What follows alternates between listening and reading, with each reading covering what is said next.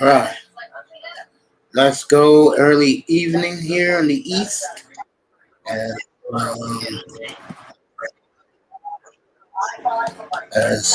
getting this kick started right now. People in the clouds appreciate it. People on Facebook, Twitch, X. I appreciate all you guys coming through. I promise you, most likely Sunday I'll be on Instagram doing the game live. Dolphins and Dolphins in Dallas. Iman said, "Let me get the Rams tonight." I'll give you the Rams. Let me tell you how much is it. I'll give you my two other picks on Sunday. I got you. I'm gonna tell you mine's right now. I'm glad you brought them up. Iman Perry in the building. There he goes. I'm doing play-by-play tonight of the big game in LA between the Rams and the Saints. And I got that on right now on Amazon Prime. Justin Fields on the block, like I predicted to you guys back in April, that he'll be on a new team next year. I'm gonna pick a wild card. Atlanta's easy. I'm gonna pick a wild card. I'm gonna go Seattle. He's young enough. They can build around him. You have to make a choice, either Geno or Drew Lock as the backup. The other one got to go. And you'll have your quarterback Seattle for the next 10 years. But the one thing you better do with him, you better check him like you didn't do Russell Wilson. You saw what ended up happening to Russell Wilson. I mean, goddamn, Russell Wilson can't win for trying, as our good friend Sean Payton basically humiliated him last Saturday night.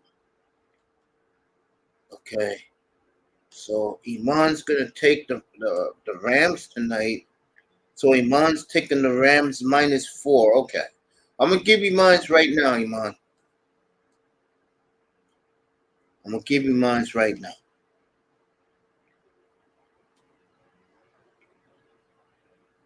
I'm gonna take the Packers 4.5 at Carolina, and I'm gonna take the over at 36.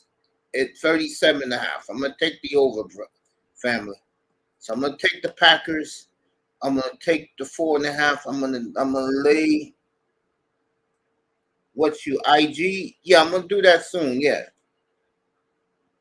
Yeah, just put Mace lowercase Taggart and you'll get me on Instagram. I'm gonna start I don't got nothing up though. A lot of women been bitching at me, want to see my face. And I said, don't worry soon. I mean, like I told them, if you want to see my face, go to my YouTube. I did over 750 shows showing my face, maybe even more than that. I'm gonna take Green Bay -4.5. And let me see one more. And I'm gonna take the over with Green Bay. I'm gonna take the over 37.5. So that's 2 right there. And my third, looking at it real hard. I think Love's got a monster game on Sunday. Christian Watson's coming back. So I'll see the Packers going full salvo. I could take the Browns -3 because there's no CJ Stroud. He's not playing on Sunday.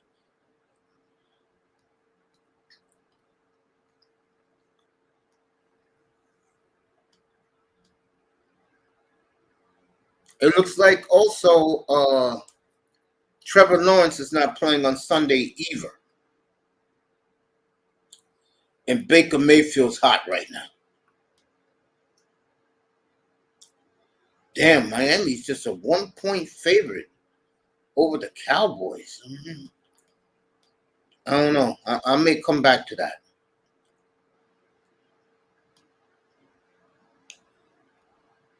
Chiefs 10-point favorite over the Raiders. Eagles 13.5 on the Giants.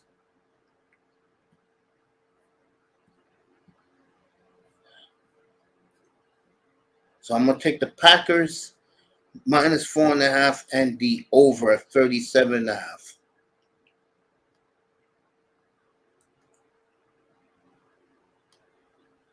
Miami and Dallas is 50.5 combined. That's enticing.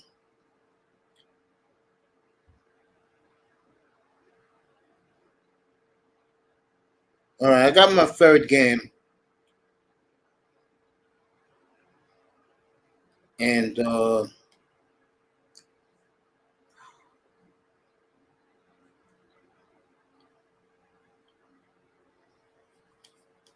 just going to go out and do it. I have either one or the other. I can either take the Seahawks at Nashville or I could take the Buccaneers. I'm going to take the Buccaneers at home -2 against the Jaguars with no Trevor Lawrence. I'm going to take the Buccaneers -2 at home. So I got the Packers -4.5 at Carolina and the over, which is 37.5. And I have the Buccaneers -2 over the Jaguars. That's my picks this week.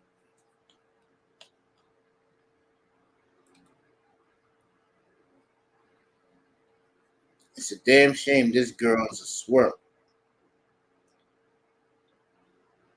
I mean, you just look at her. You know, see, it's the old saying, you can hang out with the brothers, but you're sleeping white. And that's our girl on Sweetheart on the Amazon channel, Rooks. And she looks good tonight, gang. Rooks looks good tonight. Nice hairstyle, too.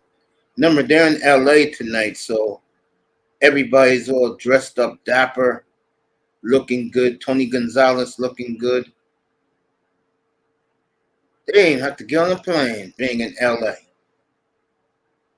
Next Thursday night, they're going to freeze their asses off because they're going to be in Cleveland. Next Thursday night, Jets, Cleveland, but Rodgers is not going to play. And that may be one of my picks next week, Flacco against the Jets. I'll think about it. So, I'm going to have that game in LA tonight in about a half an hour from now. QZ in the building. 2 more days for Niggerland. Oh, no, we're not doing Niggerland this week, family. I'm going to give you 2 next weekend for New Year's. Next Saturday night, let me show you what they are, brother. QZ in the building. We're making up the second thumbnail for the clowns. Kane's in the building. And then we're going to celebrate the Cowboys right now. Give me a minute for all you Cowboy fans. This, I'll show it to you later. But I do have that thumbnail made up. Okay. All right, let's get this show started tonight as I'm saying hello to you guys in the chat room. And I appreciate you guys pulling up. How about them Cowboys? Yes, sir. Between 1992 and 1995, the Dallas Cowboys was truly America's team. The only team that had more love in this country was the Chicago Bulls with Michael Jordan.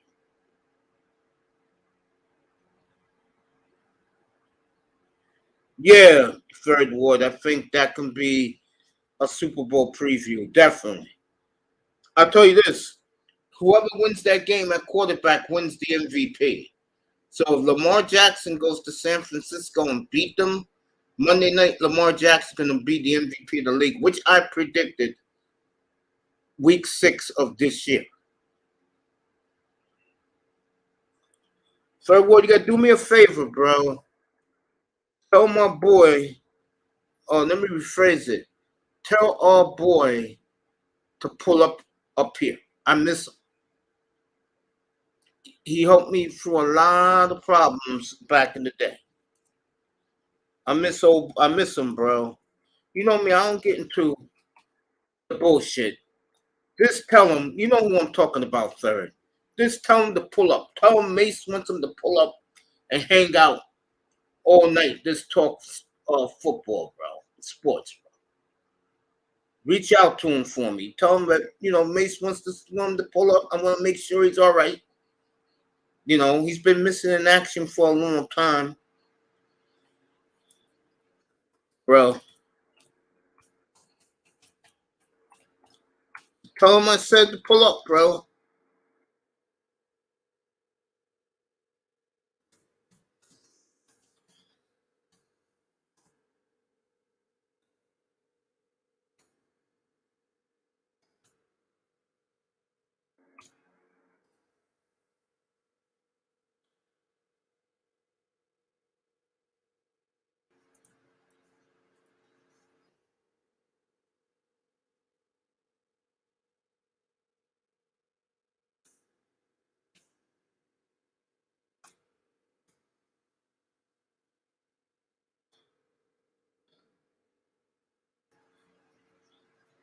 Hell yeah, he has to run that ball to give them a chance to win. Yes, sir.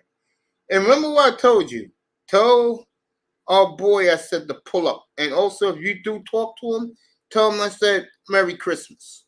I mean that.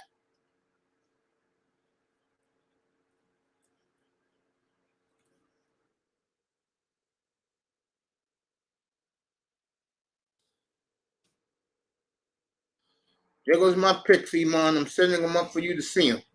Oh, yeah, Lamar got to run.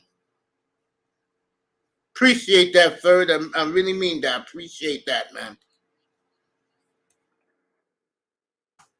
I really appreciate that, bro. I really appreciate it. Thank you.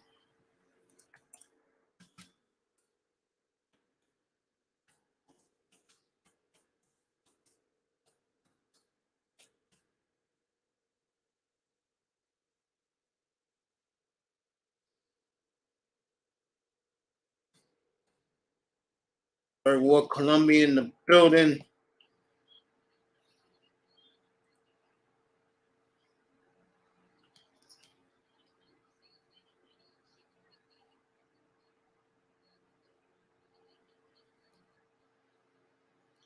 Yeah, I'm gonna talk about that game, by the way.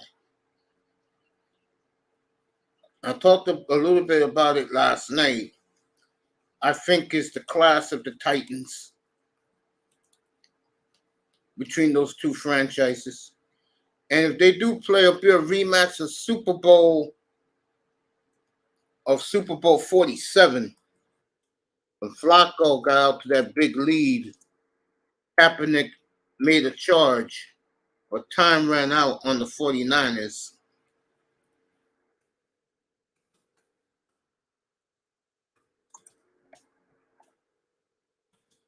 So we'll do that. I'll be here Christmas night for the watch party. Can't wait to give you guys that game. Looking forward to that one. I like the Ravens, believe it or not. I got the Ravens in that game. I really do. I think this is the Ravens' year.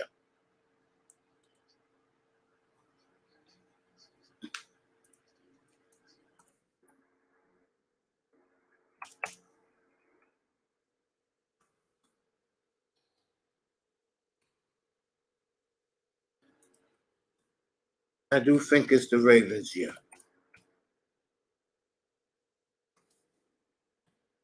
I said it. People thought I was crazy.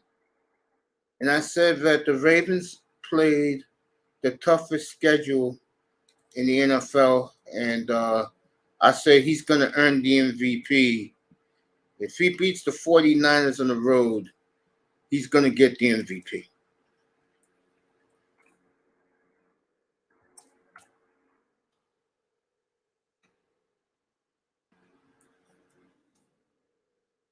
Getting ready for the Saints and the Rams. That is a huge game tonight.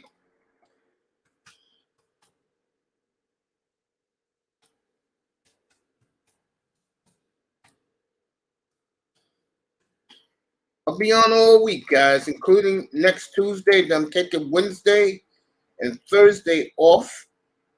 And I'll be back next Friday. Get ready for a monster weeks 17 in the league, including next Saturday night, especially if the Cowboys lose.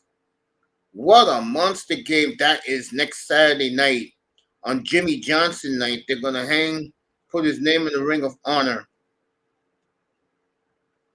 Dallas, Detroit. And if Detroit wins that game, Detroit will be the 2 seed in the NFC, which is scary.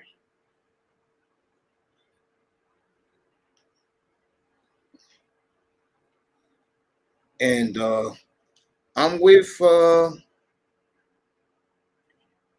Third Ward. I like Baltimore. I do. I remember, and I was right. Didn't think teams would be able to play. Yeah. Ravens better get it done this year, especially with Joe Burrow being out due to injury. The Chiefs having an off year. Yeah, we know Kansas City's problem. And I gotta hear it from my mother every other day. She gets pissed off. She loves Mahomes, and she just keeps chirping about Kadarius Toney dropping balls. And my mother is not happy right now with the Kansas City Chiefs. And she agrees with me. I tried to calm her down. I said, Mom, he's fine. It's the receiving core. And I promise all you Patrick Mahomes fans,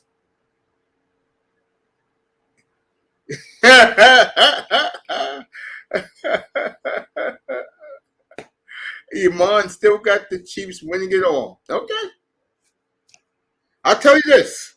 If he wins it this year, he's the GOAT, not Tom Brady. He's the GOAT. If he wins it this year with that piece of shit he's asked to work with, Patrick Mahomes is the GOAT. If he wins it this year. Man, if Mahomes wins it this year, I don't ever want to hear anybody in the media badmouth this kid ever again. I don't want to hear it. As a Mahomes fan, the Chiefs definitely ain't winning it this year. You can book it, okay? Fred Ward loves Mahomes. He don't feel they got it in them. I don't think they got it in them either. I think their problems can be easily solved by just getting somebody via trade. I will also, if I'm the Chiefs, invest in one of these free agent running backs.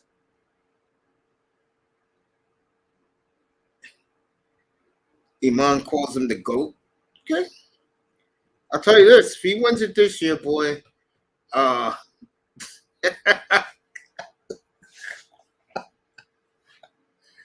don't want to hear about none of these guys.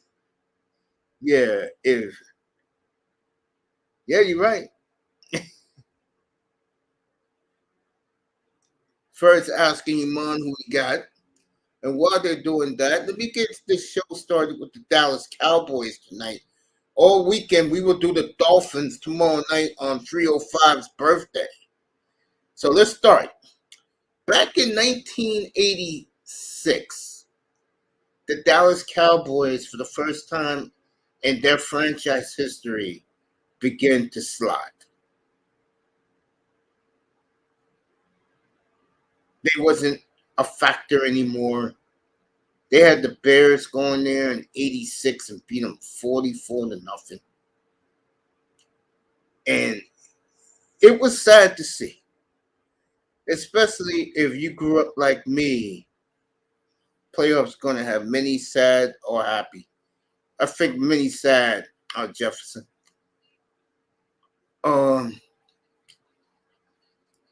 It wasn't the same. Danny White was hurt off and on. Randy White was old. Doug Cosby started getting banged up.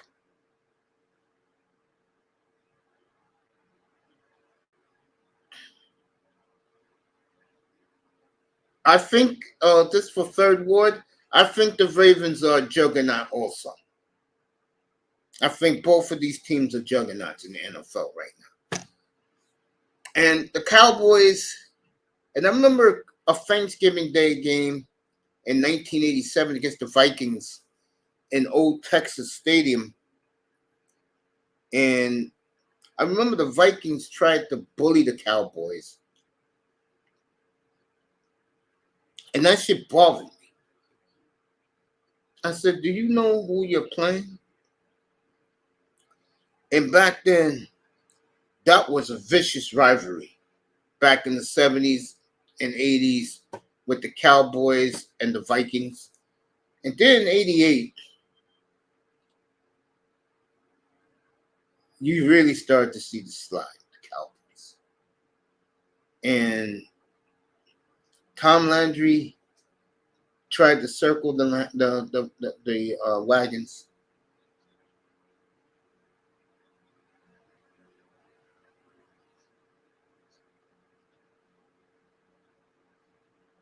I agree with that, Third.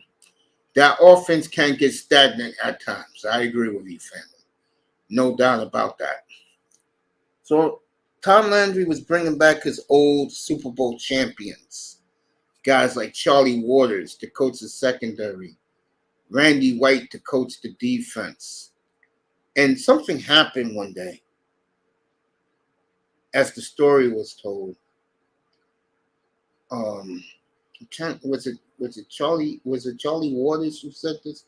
Charlie Waters said he's sitting in the coach's office and he saw Jimmy Johnson walk past. And he said, what the hell is Jimmy Johnson doing here? And then they found out 20 minutes later, Jerry Jones bought the team.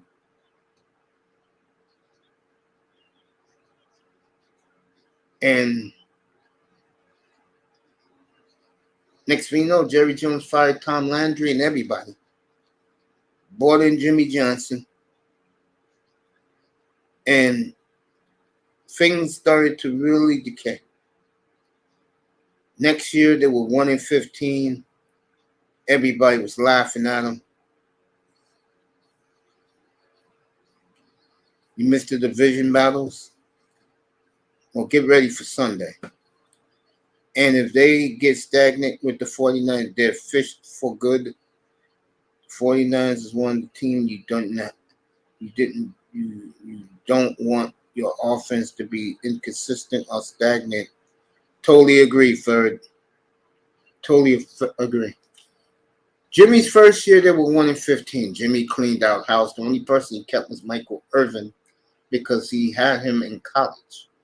Year 2, something strange happened.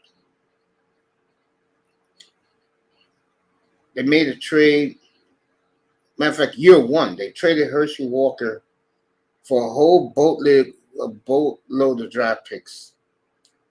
And the Cowboys started building a foundation that lasted for about 10, 15 years, especially with the offensive line.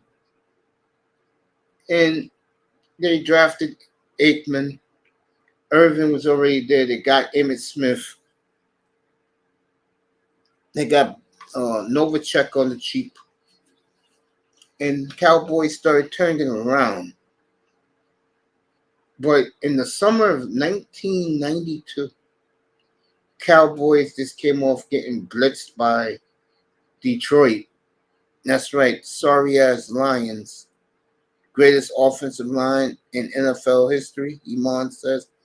I'm going to go with the Dolphins of the 70s. And the reason why I'm going to go there, unlike the Steel Curtain offensive line that everybody took steroids, that was documented, the Dolphins got 4 of those 5 offensive linemen in Canton. Would Jimmy Johnson be the GOAT coach if him and Jerry wouldn't have fell out with each other? and he would have stayed and won 2 more Super Bowls? Yeah, because of the star on the helmet. Thank God that didn't happen. For all of us who don't like the Cowboys. The Great Wall of Dallas, literally, Emmitt Smith in the Hall of Fame. Yeah, I'm not gonna deny that. I'm not stupid. But those trades that Jimmy made for Herschel Walker built him a dynasty right right underneath everybody knows. And in the summer of 92, the San Francisco and the 49ers, in my opinion, made the dumbest trade in the history of their franchise. They gave up Charles Haley for a bunch of draft picks. And Charles Haley was the difference maker between the Dallas Cowboys, always like today's Cowboys, where they always disappoint their fans. Emmitt Smith wouldn't have the all-time record. Remember, he wouldn't have got the all-time record. Barry Sanders didn't retire early. Look, they didn't use the picks right, but later on it worked out. That's true. Good point by LaShawn Jefferson. Excellent point. Yeah, the Dallas Cowboys made that trade with the Niners. I guess the Niners saw what we saw, that the Cowboys went in a fret. And before you know it, the Cowboys caught lightning in the bottle and won 3 Super Bowls in 4 years. And Jimmy Johnson, when they won the NFC Championship game in 1992, said, if you can talk the talk, you can walk the walk. And then he said, how about them Cowboys? And there you go, the triplets, Emmitt, Aikman, and Mike Irvin. Despite me not liking the Cowgirls, I actually have a lot of respect for Jimmy Johnson because he was a great coach, college and pro, and the players loved and respected him. He deserves more credit. Yeah, but there's a lot of people like me don't like Jimmy. And, a lot of people hold it against the Cowboys. A lot of people jealous of the Cowboys. I'm not one of them. It's funny. In the 1990s, their fans were insufferable. But today, in year 2023, their fans are quiet, a lot more quiet. The millennial Cowboy fans, I think, enjoy the team more than the Generation X Cowboy fans. If you can understand that.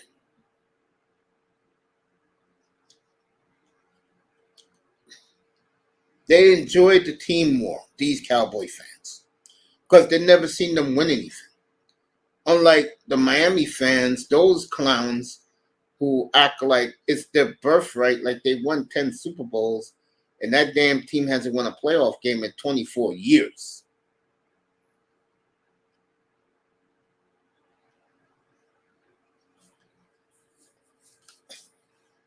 Didn't he sign a lifetime contract? Nope. Were you a Ricky Williams fan? Oh, hell yeah. I love Ricky Williams since Texas when he won the Heisman Trophy. I was always a Ricky Williams fan. What did I do? Well, it's a cool story with me. I was with some boring ass girl one day. It was like June of 2002.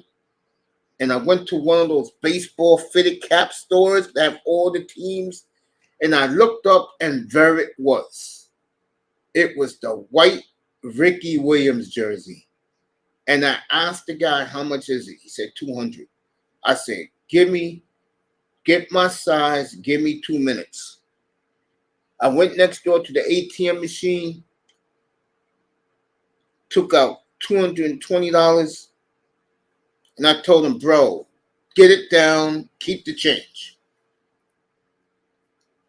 And he threw me in, no lie, he threw me in a white fitted Dolphins cap for my showing him love and respect as a store owner. True story. I took off whatever shirt I was wearing that day, and I put my Ricky Williams jersey backwards. And every guy that I walked past would say, yo, they're selling that? And that was the year they started selling jerseys everywhere. And one of these days, I'm going to do a show up here. I'm going to find a guy who collects jerseys like I do. I'm going to do a big jersey show. I'm going to show you guys my collection. I got a pretty good collection, fellas. All my jerseys are authentic. They're not fake. And I'm a big jersey fan. I love jerseys. I do. Speaking of my Texas Longhorns, do you think they have a chance at beating? I think Texas is the team to beat. I've been saying it all year long.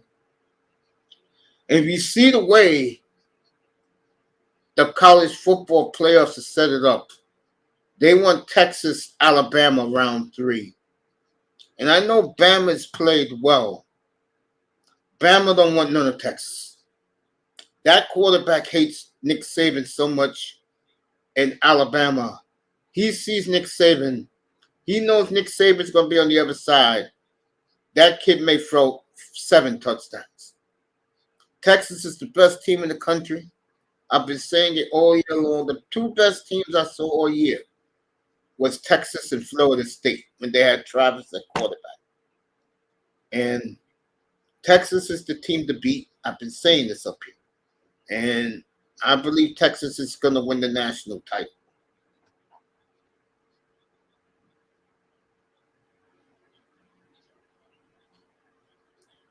I'll tell you one thing, too. The only other college football team I like is BYU. And I would love to see Sarkisian win a national championship, and I think he will. That's right. Respect always gets respect back, Jefferson. Yes, it does. Right, let me finish with the Cowboys for all you great Cowboy fans. Tomorrow, you know who we're doing tomorrow, Saturday. We're doing the Dolphin Dynasty in Miami tomorrow night, so get ready for it. I'm just glad to see my Longhorns back in the mix, especially since we had a 15 year drought of not being relevant and good. Yeah? Playoffs next year goes to 12, LaShawn. Next year goes to 12, family. They don't want to do 16 because you know what teams they're going to pick. All a team has to do, give me a perfect example of what I'm talking about. Ohio State next year is going to make the playoffs. Missouri, who's having a very good recruiting class, by the way, they're going to make the playoffs. Because it's going to be the good old boys. It's going to be the SEC. It's going to be the Big 12. And it's going to be the Big 10. That's going to be where your playoff teams come from. Let me wrap it up with the Dallas Cowboys. So, 1992, they were having a big year. They was killing everybody. And they had the NFC Championship game at home. I mean, on the road, in the rain in San Francisco. And Alvin Harper caught a 74-yard slant up the middle. And the Cowboys wanted to win that game. And that's when the dynasty began. They destroyed Buffalo not once but twice. Back-to-back years of their dynasty.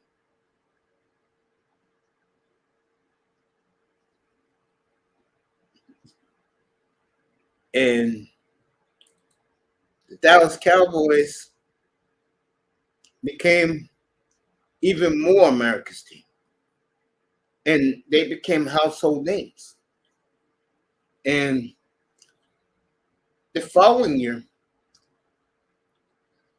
Emmitt Smith held out, and a young Pam Oliver back then for ESPN was at Emmitt's house every day in Pensacola, Florida, was doing the Emmitt Smith march. And then they lost week 2 at home, the Cowboy home opener to Buffalo in the last seconds. And Jerry made a phone call to Emmitt's agent, and the Cowboys, yeah, 12 is a good number for teams to win it. And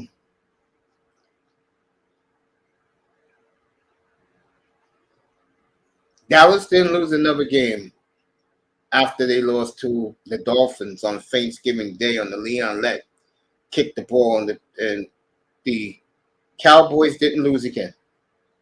And they wanted to beat Buffalo again to win their back-to-back Super Bowls. The following year, the Cowboys had some injuries. San Francisco brought a whole team, including Ricky Jackson and Deion Sanders. And the Cowboys and the Niners put on a heavyweight fight in San Francisco for the championship. San Francisco jumped out to like a 27-7 lead. And then the Cowboys came storming back. Alvin Harper, the only idiot I know, ego got him kicked out of Hooters. Okay. And Dallas fought violently to come back, only to lose. I believe the final score was 34-28. Before that season started, Jerry Jones and Jimmy Johnson got into it, and Jerry had a big ego. He wanted to take credit for the Cowboy dynasty. Same thing similarly happened in Miami in the 70s, but this is about Dallas tonight. And the Cowboys, Jerry and Jimmy went their different ways, separate ways, and it seems like the Cowboys have been cursed ever since. Barry Switzer came in. He won a Super Bowl, but let's be honest. I mean, I could have coached that team and won Super Bowl. And it's been a long time since the Dallas Cowboys 12 become 6, but 6 minus 3. 3-1 team ain't playing. Yeah, you're right, LaShawn. Raven says they're cursed. I do believe that. And they're going to put Jimmy's name in the Ring of Honor next Saturday night. I'm going to do that game up here. And the Dallas Cowboys, after 1995, folks, I'm about to tell you something very startling. The Dallas Cowboys have not played in an NFC Championship game in 28 years. That's right. You heard me right. 28 years. It's all 305's fault. So this great trio, all in the whole. Matter of fact, all 5 of these men in the thumbnail is in Canton. Some of the great Cowboy legacy. And the 2 guys on the right, and you throw in Drew Pearson, you throw in Bob Lilly, Jeff Pugh, D.D. Lewis, the great Drew Pearson, Randy White, Ed Too Tall Jones, Bob Brooding, Dennis Furman, Charlie Waters and Cliff Harris, Calvin Hill,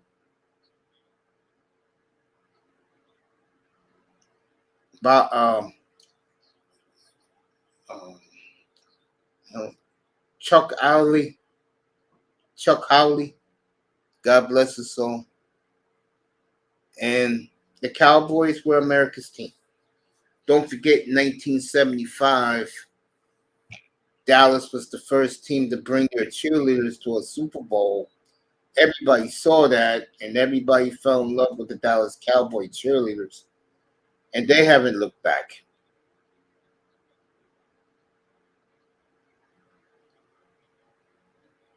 This is Ravens talking about Miami, and we're going to do that on Sunday up here.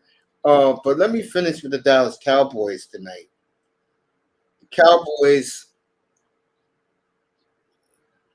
were the hottest thing going, and today it's more media hype than fan hype. And the team we're going to do this weekend, which begins tomorrow night, was the parallel to the Dallas Cowboys in the AFC. But all in all, Dallas Cowboys,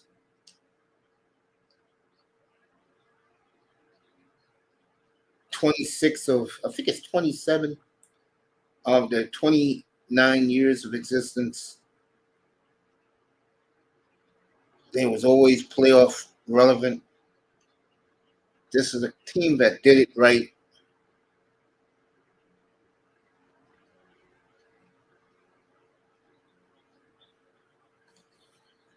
Ravens saying the Cowboy cheerleaders are the best Becky ever. And the Cowboys right now are trying to be what they once was. And that was America's team. Tom Landry's passed. Jimmy Johnson's finally going to get the love he deserves in Dallas. Next weekend, he's going to have his weekend in Dallas next Saturday night. And they're going to put him in the Cowboys Ring of Honor.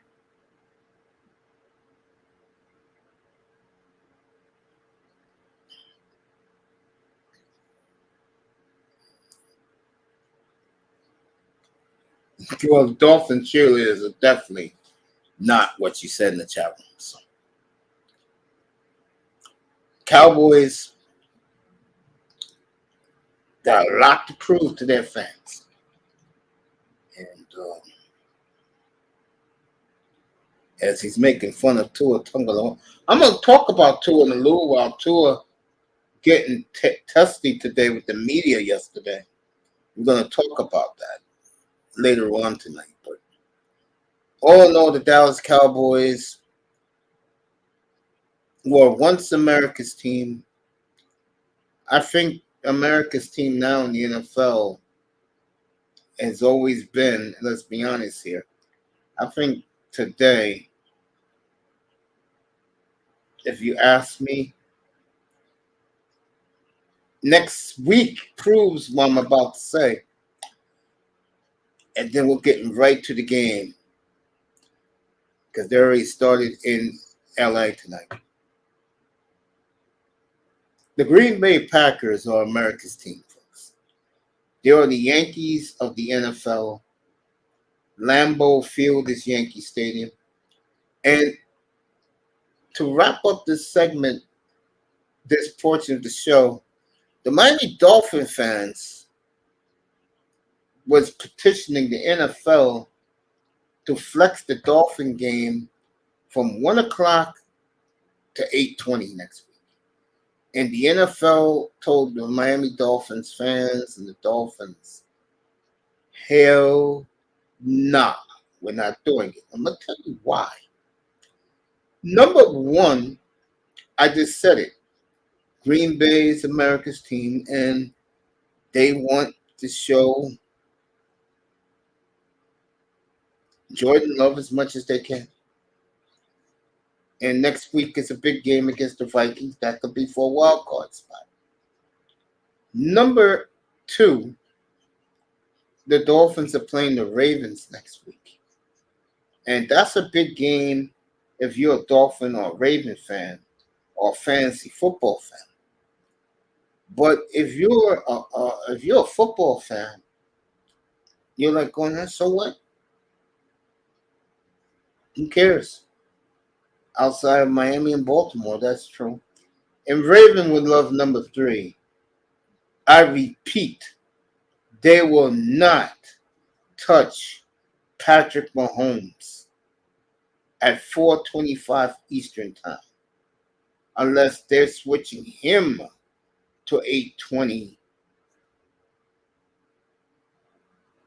not Lamar and Tua. They're not Lamar. Mahomes is number one in this. He's the best quarterback.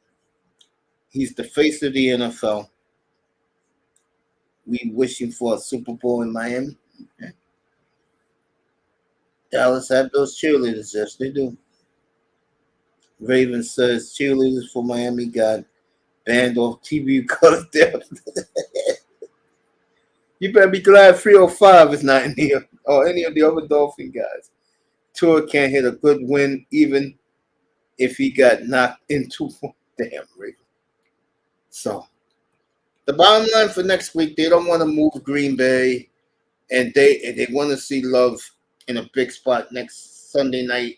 I'll have the game up here, and they're not touching Patrick Mahomes. That's why. All right, let's get you to the Superdome.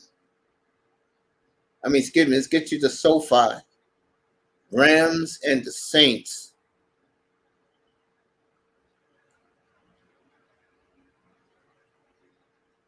And everybody go to bed Sunday night. Broncos and Patriots, no one cares.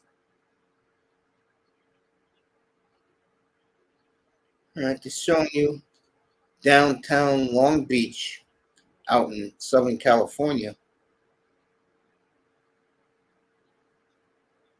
I guess the Saints must have made a turnover. It's 1st and 10 from the 5-yard line for the Rams. They just got 8 yards by Williams, who I like a lot. This kid I like a lot.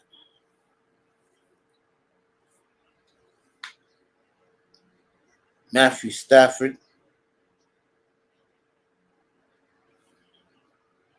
playing well. I'm watching the game right now on Amazon Prime. Beautiful, beautiful texture of the screen here. Got a smile on my face looking at the game. Amazon does it right.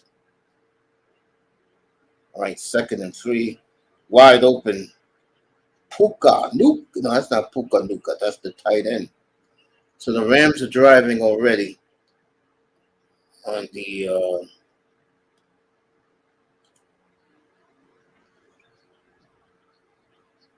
Ravens said Rams, Saints. The Saints giving the middle finger to.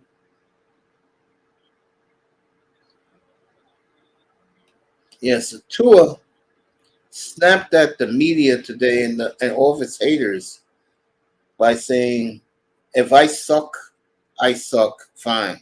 As long as we win, that's all I care about. I got to give Tua a lot of credit. All right, the kid Williams got 4 yards out of that. So it'll be 2nd and 6. And I enjoyed going down memory lane with the Dallas Cowboys.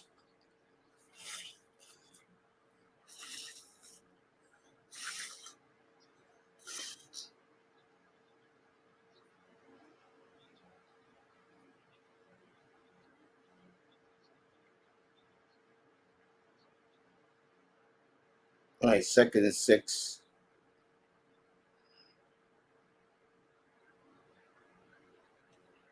Stafford overthrows his man, which is Cooper Kupp. It'll be 3rd and 6.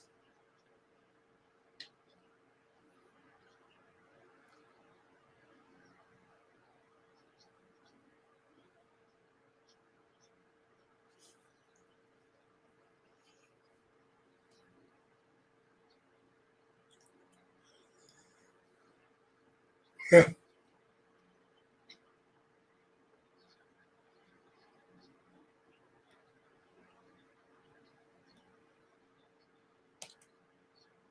All right, Stafford drops back. Saints is bringing everybody. Rams escape Puka Nuka.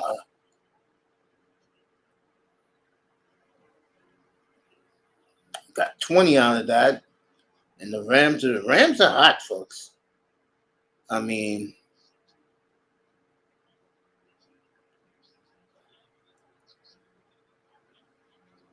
I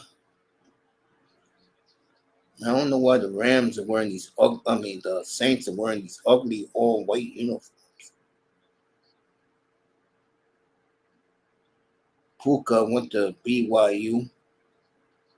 Looks a little bit like Jimmy G. 1st and 10 at the Saints 45. Williams got 5 out of it.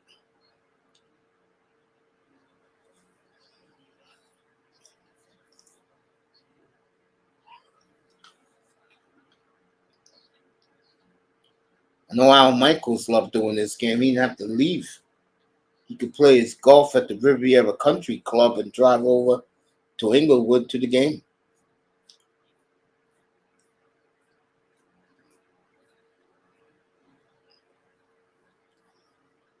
Second and 5 at the 40 of New Orleans. Stafford's playing great football right now. And what a throw. I tell you, I say it every week because, I'm watching Jordan Love. What terrific arm talent. Matthew Stafford's the best quarterback in football on the planet when it comes to arm talent. Oh, my God. No one does it better. It's him, Rodgers, Mahomes. The way he's playing, folks, you have to put Jordan Love in there for arm talent. I mean, for the young player, Jordan Love, no one touches him when it comes to arm talent. I mean, ridiculous. Touchdown throws and throws. And when you learn from the Grand Master in Aaron Rodgers, you're learning from the very best. All right, Cooper Kupp got another 20 yards. So it's 1st and 10 at the Saints 13-yard line. And Sean McVay is just dialing up plays. A brilliant job. But getting back, I was saying, when you have the arm talent, that means you can do it all. That's what arm talent is. Itus was marveling at Matthew Stafford, who threw a ball on Sunday. No, 2 weeks ago against the Ravens, falling down sideways through a rifle. And if you saw Jordan Love's touchdown pass last week, where he threw it to Jordan Reed, a missile at the back of the end zone. It was just a beautiful throw. And when you have quarterbacks like Stafford and Mahomes and Aaron Rodgers, and they have arm talent, Jordan Love now goes into that group of arm talent quarterbacks. Those quarterbacks are hard to find, folks. I mean, Green Bay did it again. And I said it 5 years ago on Satellite Radio, how good this kid is. And Jordan Love is proving it right now. And again, getting back to Matthew Stafford, his arm talent is the best. I mean, you can watch him. Scouts have said they can watch him throw balls all day long at warm-up. They said you can hear the ball whip when Matthew Stafford throws the ball warming up. And I can imagine, Stafford's tremendous. What a football player. Of course, good buddies with it'll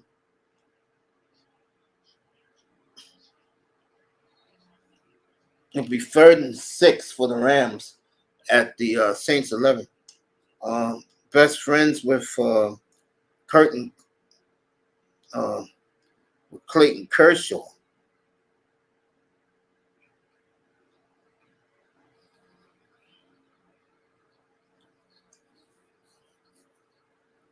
Third and 8. Okay, 3rd and 8. Stafford. Rams got to get to the 3-yard line. Stafford drops back. Throws it away. All right, they called a flag It was over. It was over his head. No way he was going to catch that football. But of course, the referees swallowing the ball, and I don't know what this kid was doing out there. The ball wasn't catchable. I mean, come on now.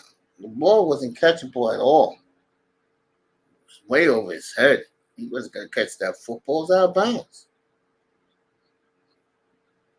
Right, the Rams are about to score first and goal at the 5. I mean, you got some of these dumb players. And I was saying it the other night. I mean, these guys just can't think. They got minds of a doorknob. It's pathetic. 3 second and goal at the 3. Ravens said Jordan Love and Aaron Rodgers starring in Best Buds. Ravens Best Buds with Michael Irvin. Jordan Love, the new Messiah. Well, what do you want me to do? I mean, their own talent is ridiculous. And Kane said today, I was talking to him, I said, where do you think Justin Fields go? And the two teams he said was Seattle and Green Bay. And I said, why Green Bay? I mean, again, kid has as many touchdown passes as Tua Tagovailoa, which makes me blush. God damn it. How did Tua let Jordan Love catch him is beyond me. All right, third and goal, Saints at the 3, at the Rams at the 3. Stafford dropped the ball. So Cooper Kupp dropped the ball. Let's see if they're going for it on 4th down. I don't know why Canes will say Green Bay.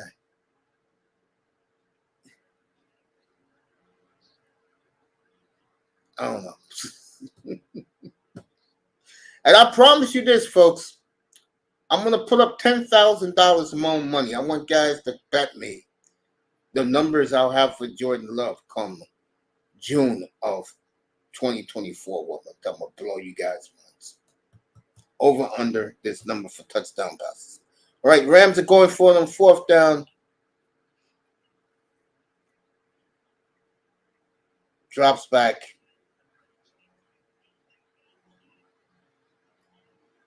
Touchdown, Puka Nuka. So the Rams up 7-0 just like that. And boy, these women are those cheerleaders. These LA girls are shaking ass, boy. I tell you that. 7-0 Rams, everybody.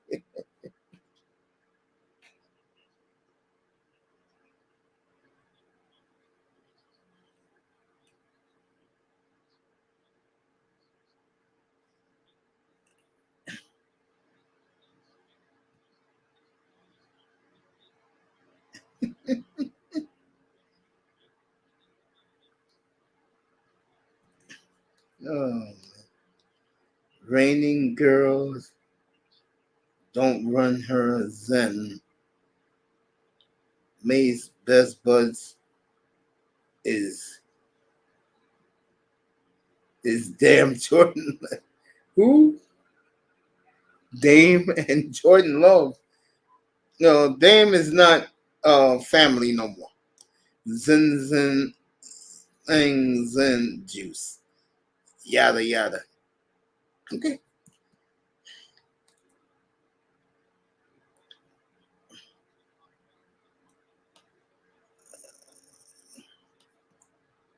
So we did how about them Cowboys, and we'll get ready for tomorrow night. And this will be tomorrow night. Right there. We'll start there with the Marks Brothers. And then Saturday night, there you go, everybody.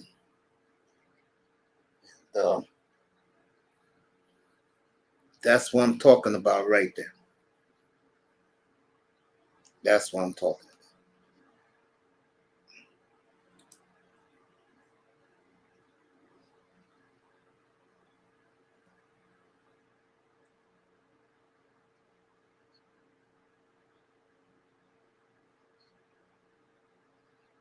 Let me say hello to this beautiful lady. It's been a hot minute since she's been in here. Happy holidays, love. Say hello to this beautiful lady.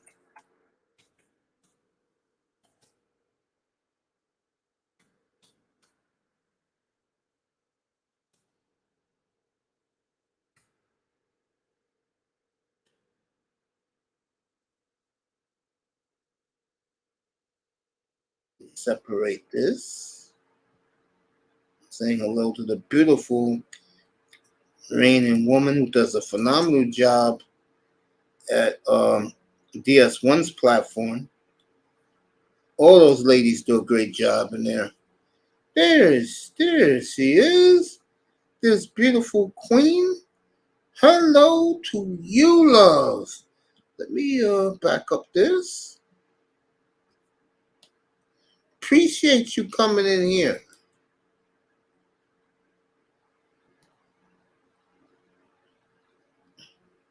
Long time. The beautiful reigning woman in here. Good to see you, love. How are you? Baby girl in here. Great to see her. No, the Cowboys are playing on Sunday, baby. They're playing the Dolphins on Sunday. What I was doing in here was talking about the good old days of the Dallas Cowboys. On Monday, on Tuesday, I did this. And then tonight, I did this. There you go. I did the Cowboy dynasty of the 70s and the 90s. Paying tribute to the Dallas Cowboys. The good old days, Raven. Reigning woman in here. Great to see the beautiful, gorgeous one up here. It's been a while. Don't ruin my zen. There you go.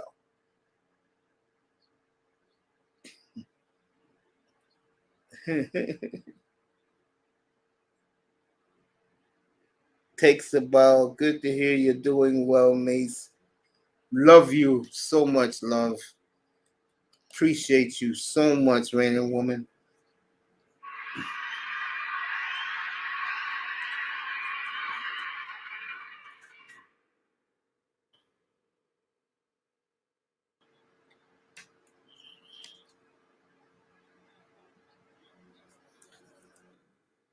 Always appreciate you, love.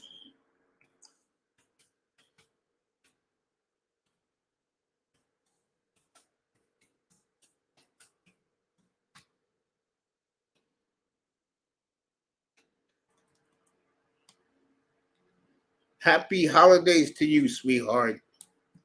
Down in the Southlands, love. Let's see what's happening here. Saints 2nd and 6. This is a quick first quarter. This is like about teams like this tonight. Stafford had a 9-minute drive. Saints are at midfield. Derek Carr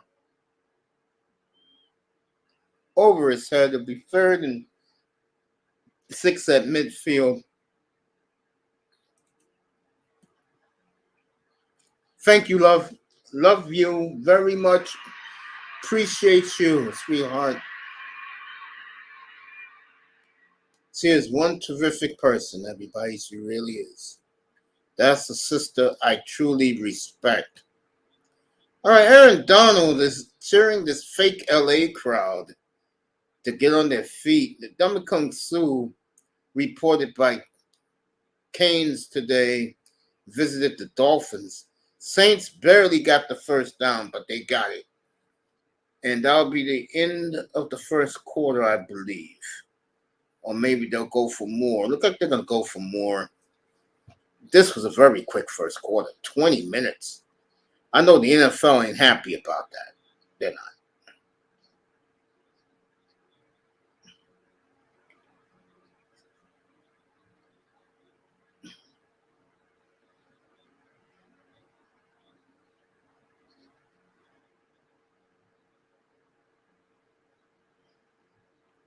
All right, end of one. 7-0 Rams. Raven. That alligator will lose Canes. I'm done with Florida Gators. Oh, I didn't know Melina was in the building. Say what's up to Miss Melina in here. Go check out her collab with Moss on Saturday mornings watching Arsenal with the beautiful Charlene Smith at the games all the time. And they got a big one. Jordan Hyman been pumping up with his two boys, Chelsea and Arsenal. I believe it's on Saturday. Little Melina's channel.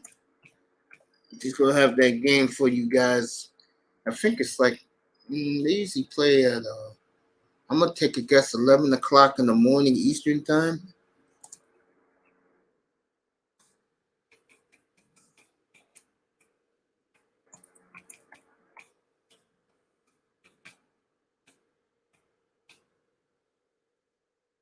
Oh, man. What are they?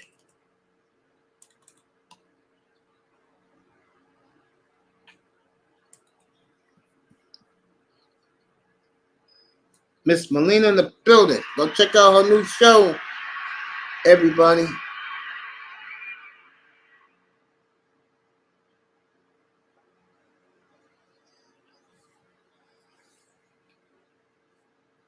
Yeah.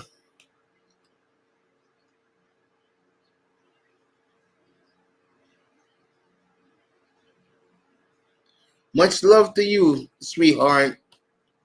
I may drop in on Saturday because it's a big game in the Premier League.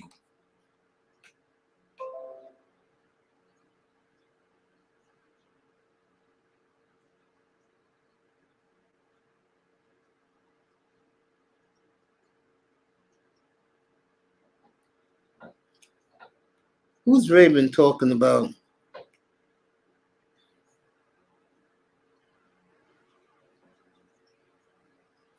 Tom Brady was a quarterback, baby. Yo, mates, I had plain chicken wings with a little bit of season on them. They were fire. Hell yeah. Speaking of Jordan, he must have heard me. There he is. The man and his two buddies very pumped up for this game. Liverpool having a big year in the Premier League.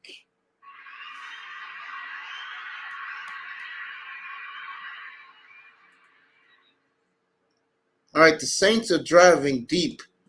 Say what's up to nephew. I dropped by his room today to say hello to him. His buddies in there. I mean, you go to Jordan's room to talk football, world football. You think his two buddies treat it like it's DEFCON 9.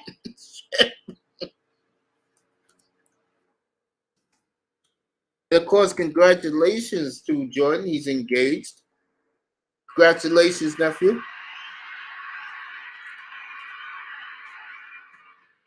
Arsenal and Liverpool.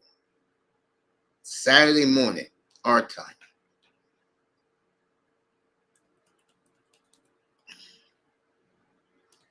Should be a doozy.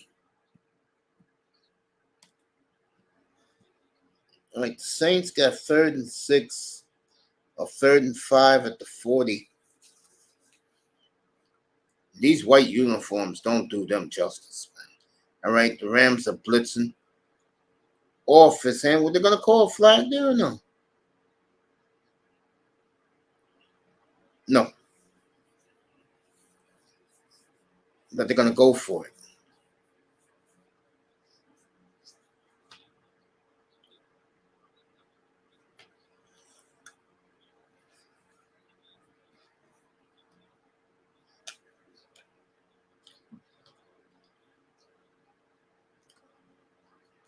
All right, they're going to go for it right here.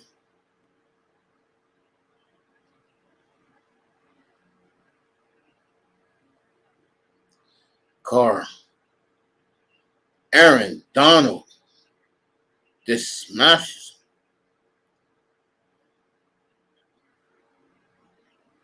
So the Rams can get the ball at the Saints' 35-yard line.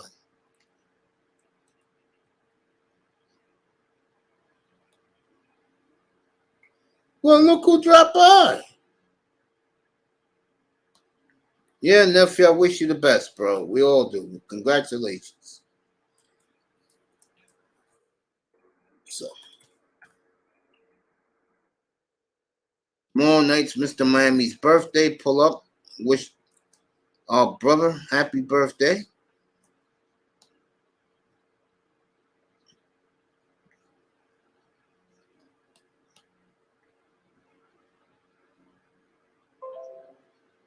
So,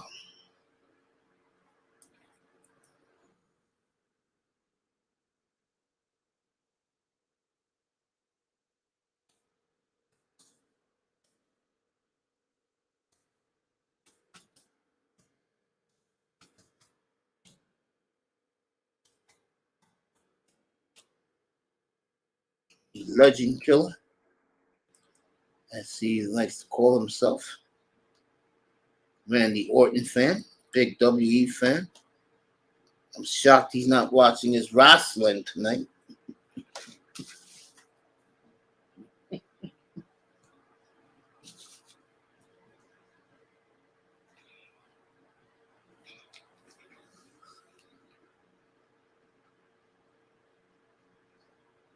Yeah, I was in the chat today. Your two, either today or yesterday, but I know you guys were previewing. I think it was yesterday. You guys were previewing the Arsenal game.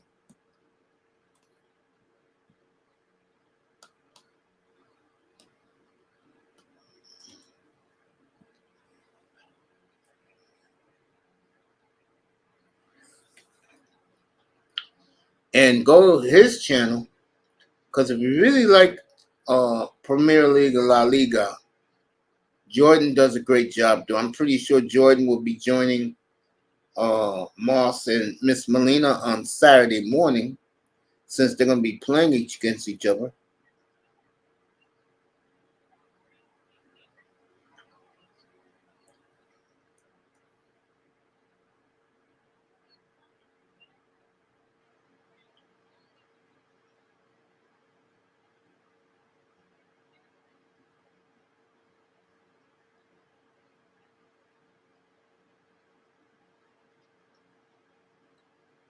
All right, the Rams, 1st and 10.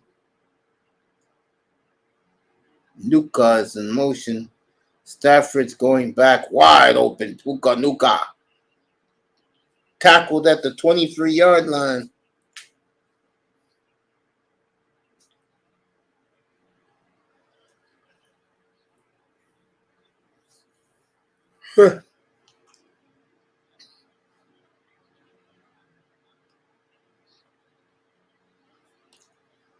Stafford's playing tremendous, folks. And again, I'm gushing at this arm talent. I tell you, when your quarterback has all the tools like this man does, no one does it better than Matt. Oh, yeah.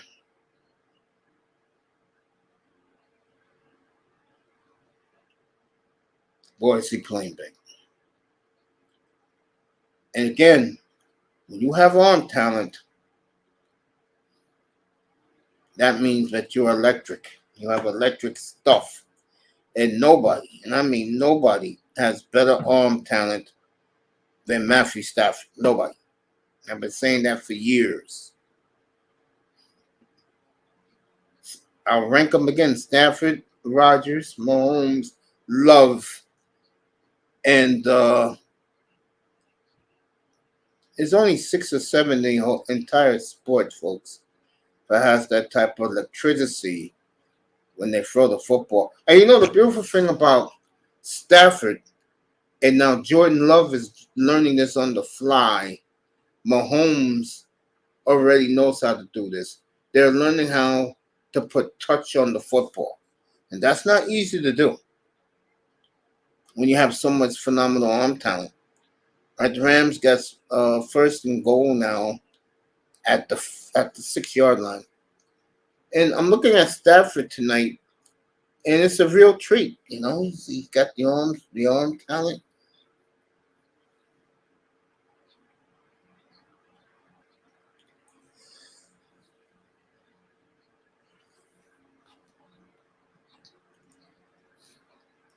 Right, Rams second and goal. Now, I like the way the Rams are chewing the clock. You like that? I mean, you like a 40-minute first half, not even an hour first half. You like that? All right, Saints doing a good job. Will be third and goal at the 3 again. Remember when it was fourth and goal, he hit Puka Nuka for the touchdown. So.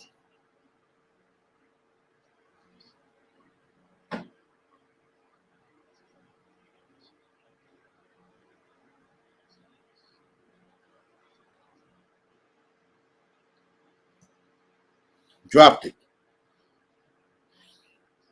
So it'll be fourth and goal. Let's see what the Rams do here.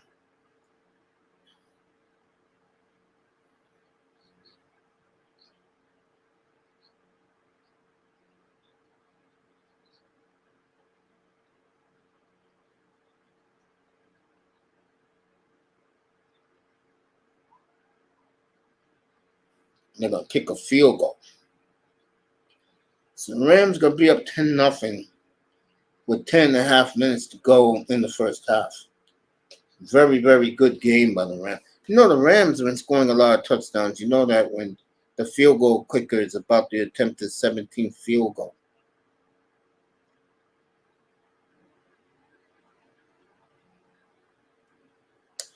$10 LA, everybody.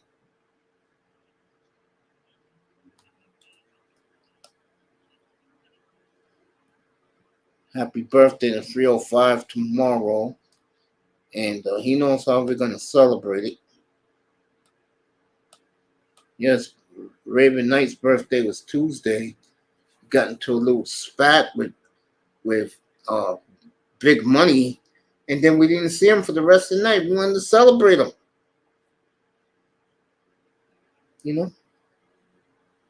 Everybody wishing Raven a happy birthday. 305's birthday is tomorrow.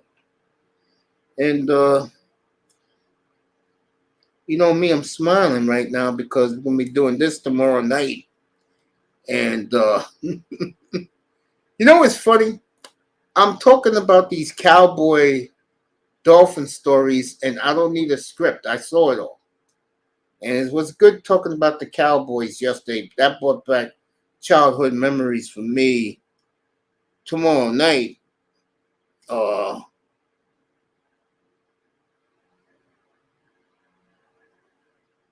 as Raven Molina is talking about the love life of Raven Knight. Appreciate people.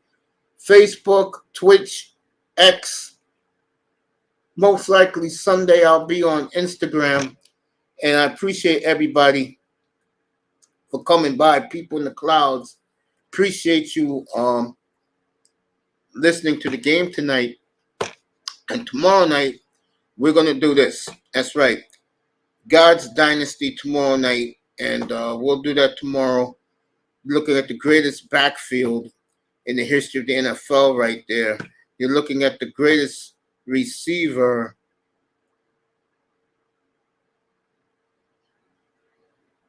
Did I get the number? What are you talking about, Case? Trying to get me in trouble?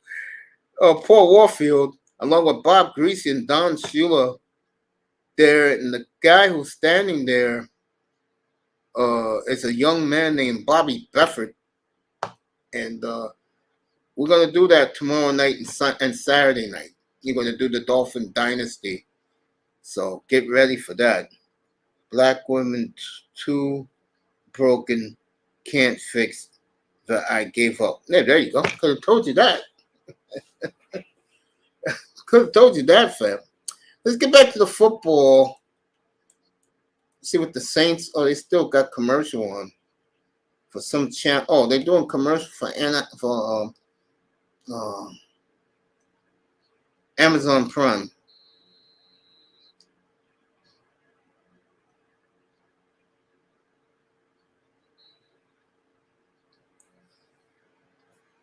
7:35 tomorrow night. 6:30. I think I'm going 6:35 on Saturday night. We'll do the Dolphins. We'll have everybody pull up, have some fun before we get ready for the big game. Wish everybody Christmas, happy Hanukkah, happy holidays to everybody, happy Kwanzaa. As they're showing right now, who's that? We'll get back to that. What a throw by Derek Carr. Let's see what they're talking about there.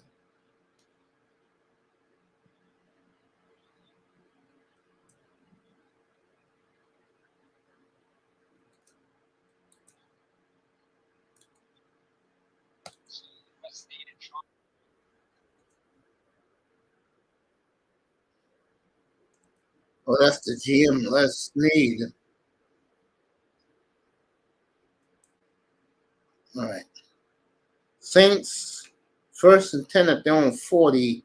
Carr. It's not a good look, folks. That's Les Snead right there.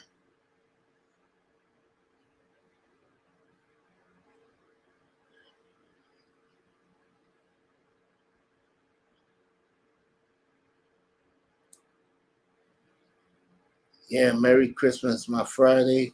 The 13th collection showed up. No, good for you. Mr. Miami's laughing about something. Let it snow in Texas, boys to men. Really? No, I'm not trying to get you in trouble. My apologies, bro. Yo, bro, you know I don't take it seriously, man. Full, uncut, all of them. Hey, you're great. Enjoy your Christmas weekend watching that, Raven. That's pretty cool. Sponsored by Lean. Yes. Melina doing her show.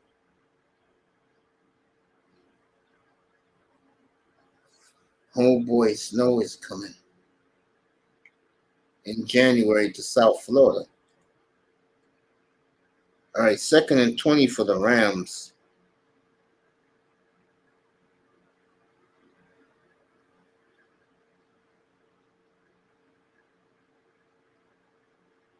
They're looking at Derek Carr like, bro,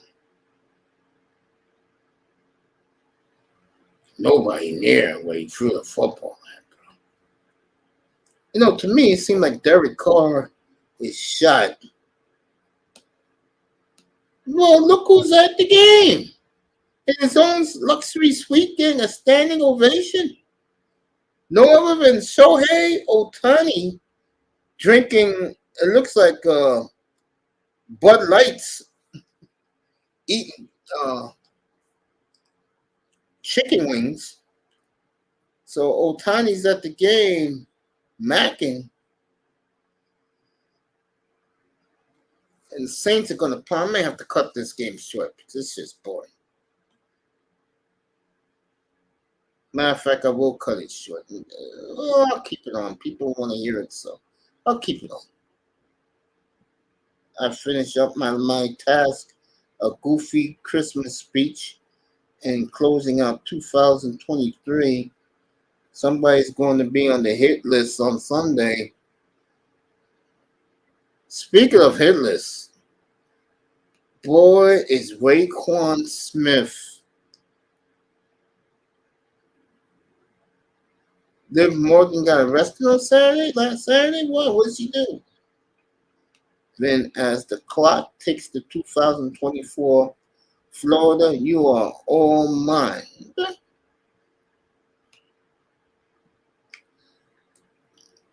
These guys are talking smack. Buy 1 foot long, get one at half price. If you like that stuff, that fake food. I sent Mr. Miami today a picture of the way we eat here in the BX. And boy, that pizza pie, right? 305, how big it was.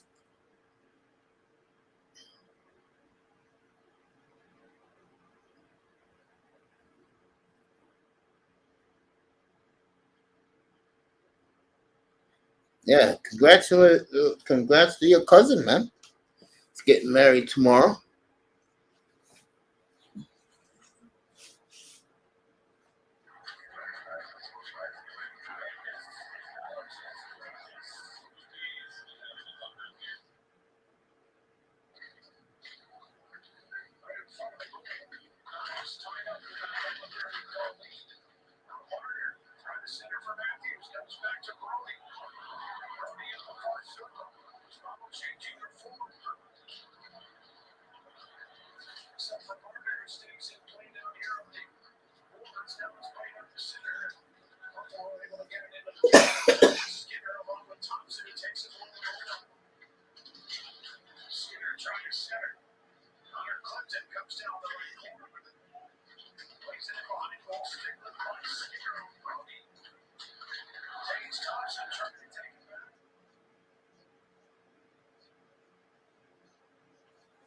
World Juniors start on Tuesday.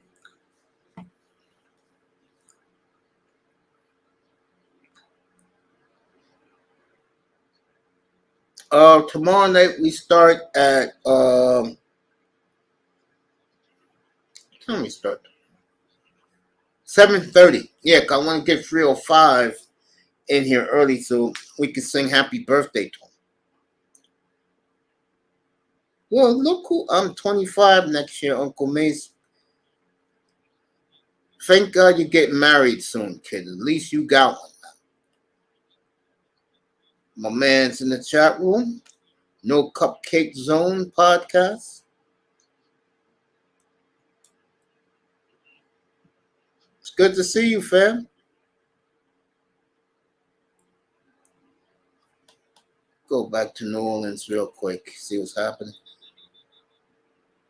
All right, Cooper Cup called another one.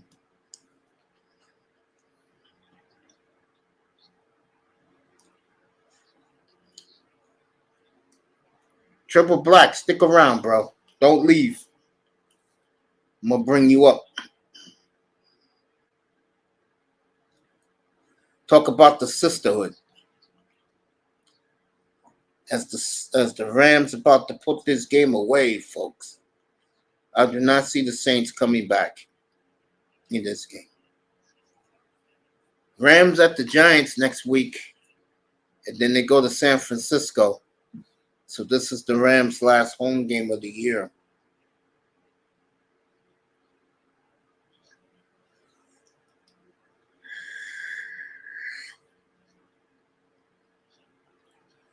This is a quick football game, folks.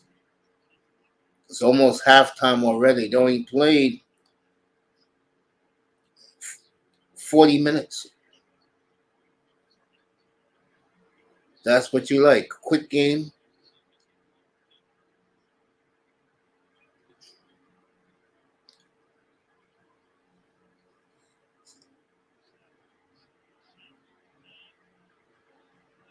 What a throw by Stafford.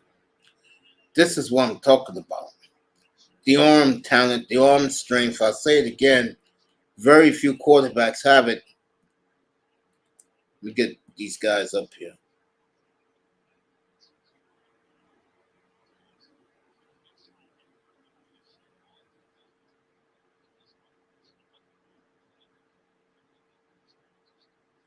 The next Niggerland is next Saturday night. I'm gonna show you who I'm gonna talk about. Then we're gonna do it next Sunday after the Packer game. As I saw Raven earlier said, drop the link to it. I want to see if this football game is gonna be interesting.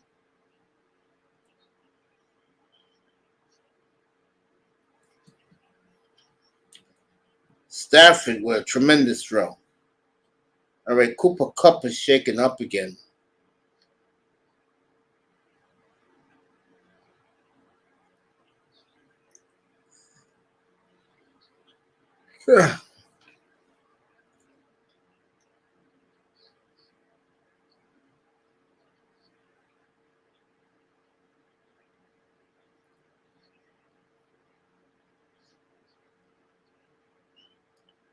Here we go.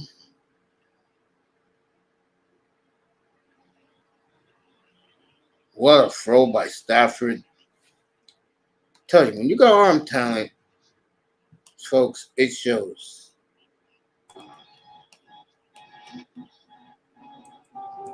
Hey, Mace. What's up, Raven? Oh, just sitting back, relaxing. What's up, chat? I don't care Yeah. about them Saints. I don't care about them Saints. I'm gonna say it again. I don't care about them Saints.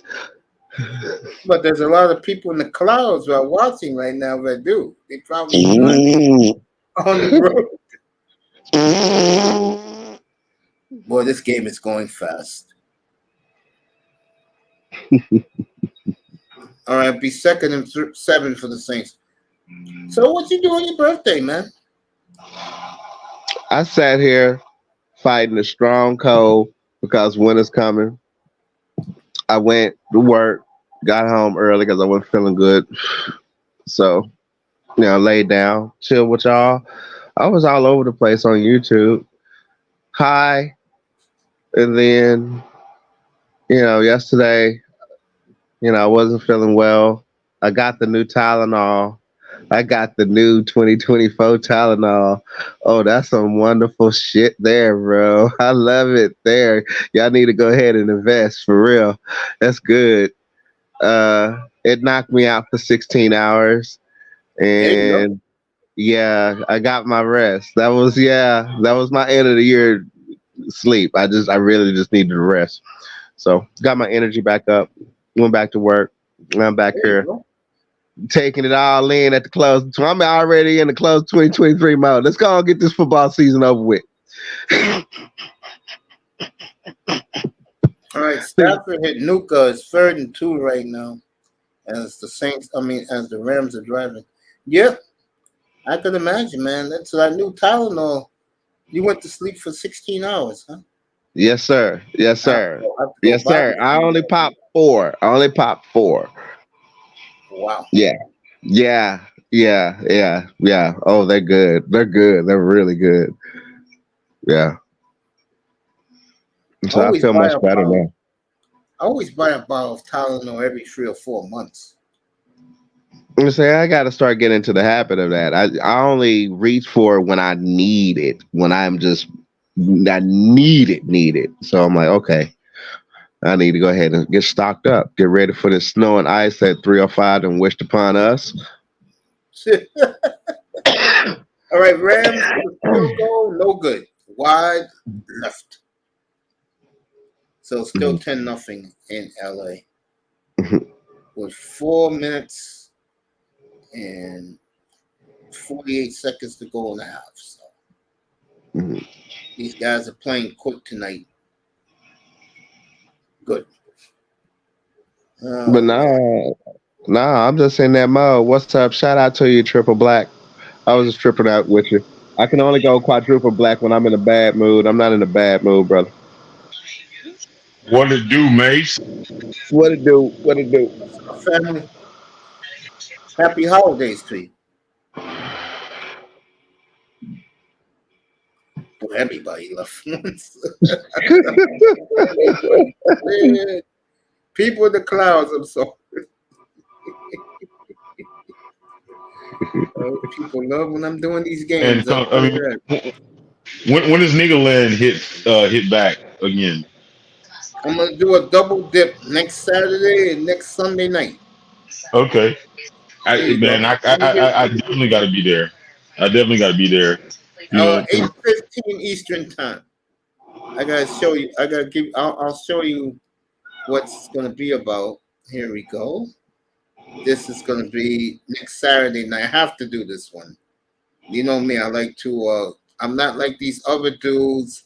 You want to kiss up to these women, bro. There it is. ESPN's new Bedwinch. We'll do that next Saturday night, everybody.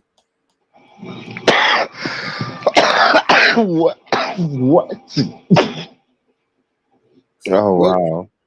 we'll kill her next Saturday night, everybody.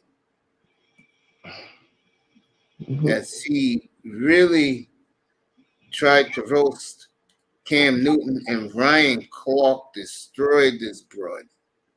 Oh my God. Whenever the sisters look like this, and they uh left the culture, that means she really hates me, you, everybody in this room. But we'll get her on next Saturday night. No, I'm gonna give it to she's her. definitely. But the thing about it is like, why is it I mean, is it a coincidence? Like all these women that end up on these damn platforms like Sage Steele, Mika Grind, or was it Mika Andrews, her Malika are Andrews, yeah. yeah, they're all Terry swirlers. Champion. They're They're all all coming out of swirlers. the woodworks all at once. But I'm just saying, is Zaddy? I mean, they're all swirlers. Yeah, Yeah. you gotta understand something. Is Maria Taylor a swirler too? No, She's not. no. That's Okay. why ESPN got rid of her. But she's on isn't she on Amazon now or one of the NBC. shows? NBC. NBC. Yeah, Oh, Sunday okay. Night Football. She's gone now. She's having her first son, so she's gone. hmm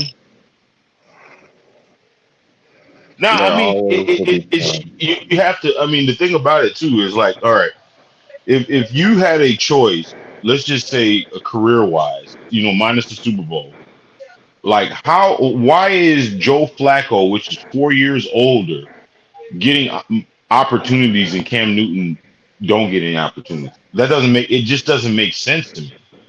I'll tell you why. It's an easy answer. Is it his One, personality?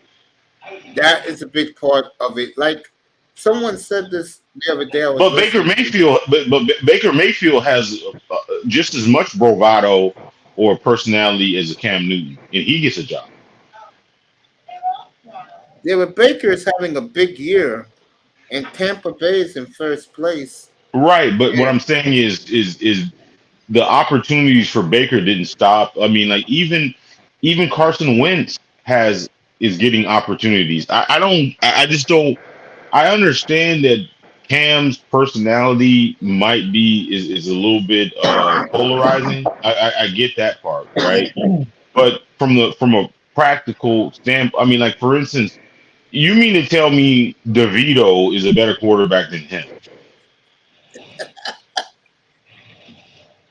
He seems like he's a disciplinary problem. all No, right, all right, Derek Carr, 50 yards to Shaheed. So we got a ball game here in LA. but the thing about it is Cam Newton and I understand exactly what he was saying when he was talking about that because the thing about it is like I mean from a pure athletic standpoint, you can kind of if you put him in pretty much any offense, I think it could be successful. But like for instance, if you put like a Brock Purdy or a Tonga Vailoa in certain situations, they would it just couldn't they couldn't transcend that situation. You know what I'm saying? Like, I mean, I'm talking about like okay, a prime Cam Newton could have probably been good on any team. You guys disagree with that? I think Cam Newton's a lot different than Huh? today. I think Cam Newton is totally different from today's quarterback. Right. I But think a big problem with Cam Newton is that he's more of a me guy than a we guy. And you know how mhm, football works. If you're not right, part of the team and you're not winning anything and you're doing your antics, right. But take a okay. You got Glock Purdy. I call him Glock Purdy, whatever, right? Let's just say you put Sam Darnold in that same situation, which he's on the same team. Do you think that you would get a different result? not really. You get about the same result, right? Yeah. Right. Let's just say a serviceable quarterback like Mike White, if Tonga Vailoa wasn't playing, do you think that you would get that much of a result? I mean, difference of a No, result? no, you get a hell of a different result. That bum will be throwing interceptions everywhere. Right. Okay. I mean, I guess he's a bad example, but I still think that I don't see Tonga Vailoa as one of those quarterbacks that you know what put the team on my back and I'm going to go ahead and get you there. I just don't see him. I mean, I could be completely wrong, but I just don't see him as that guy. I don't see him as that guy. I mean, who else? What other quarterback did he name? Jared Goff. Like, do you see Jared Goff as a team? Because the thing about it, even when he was at the Rams, he had a bunch of people around him, right? Yeah. I know, but do you see Jared Goff as a player that be like, oh, you know what?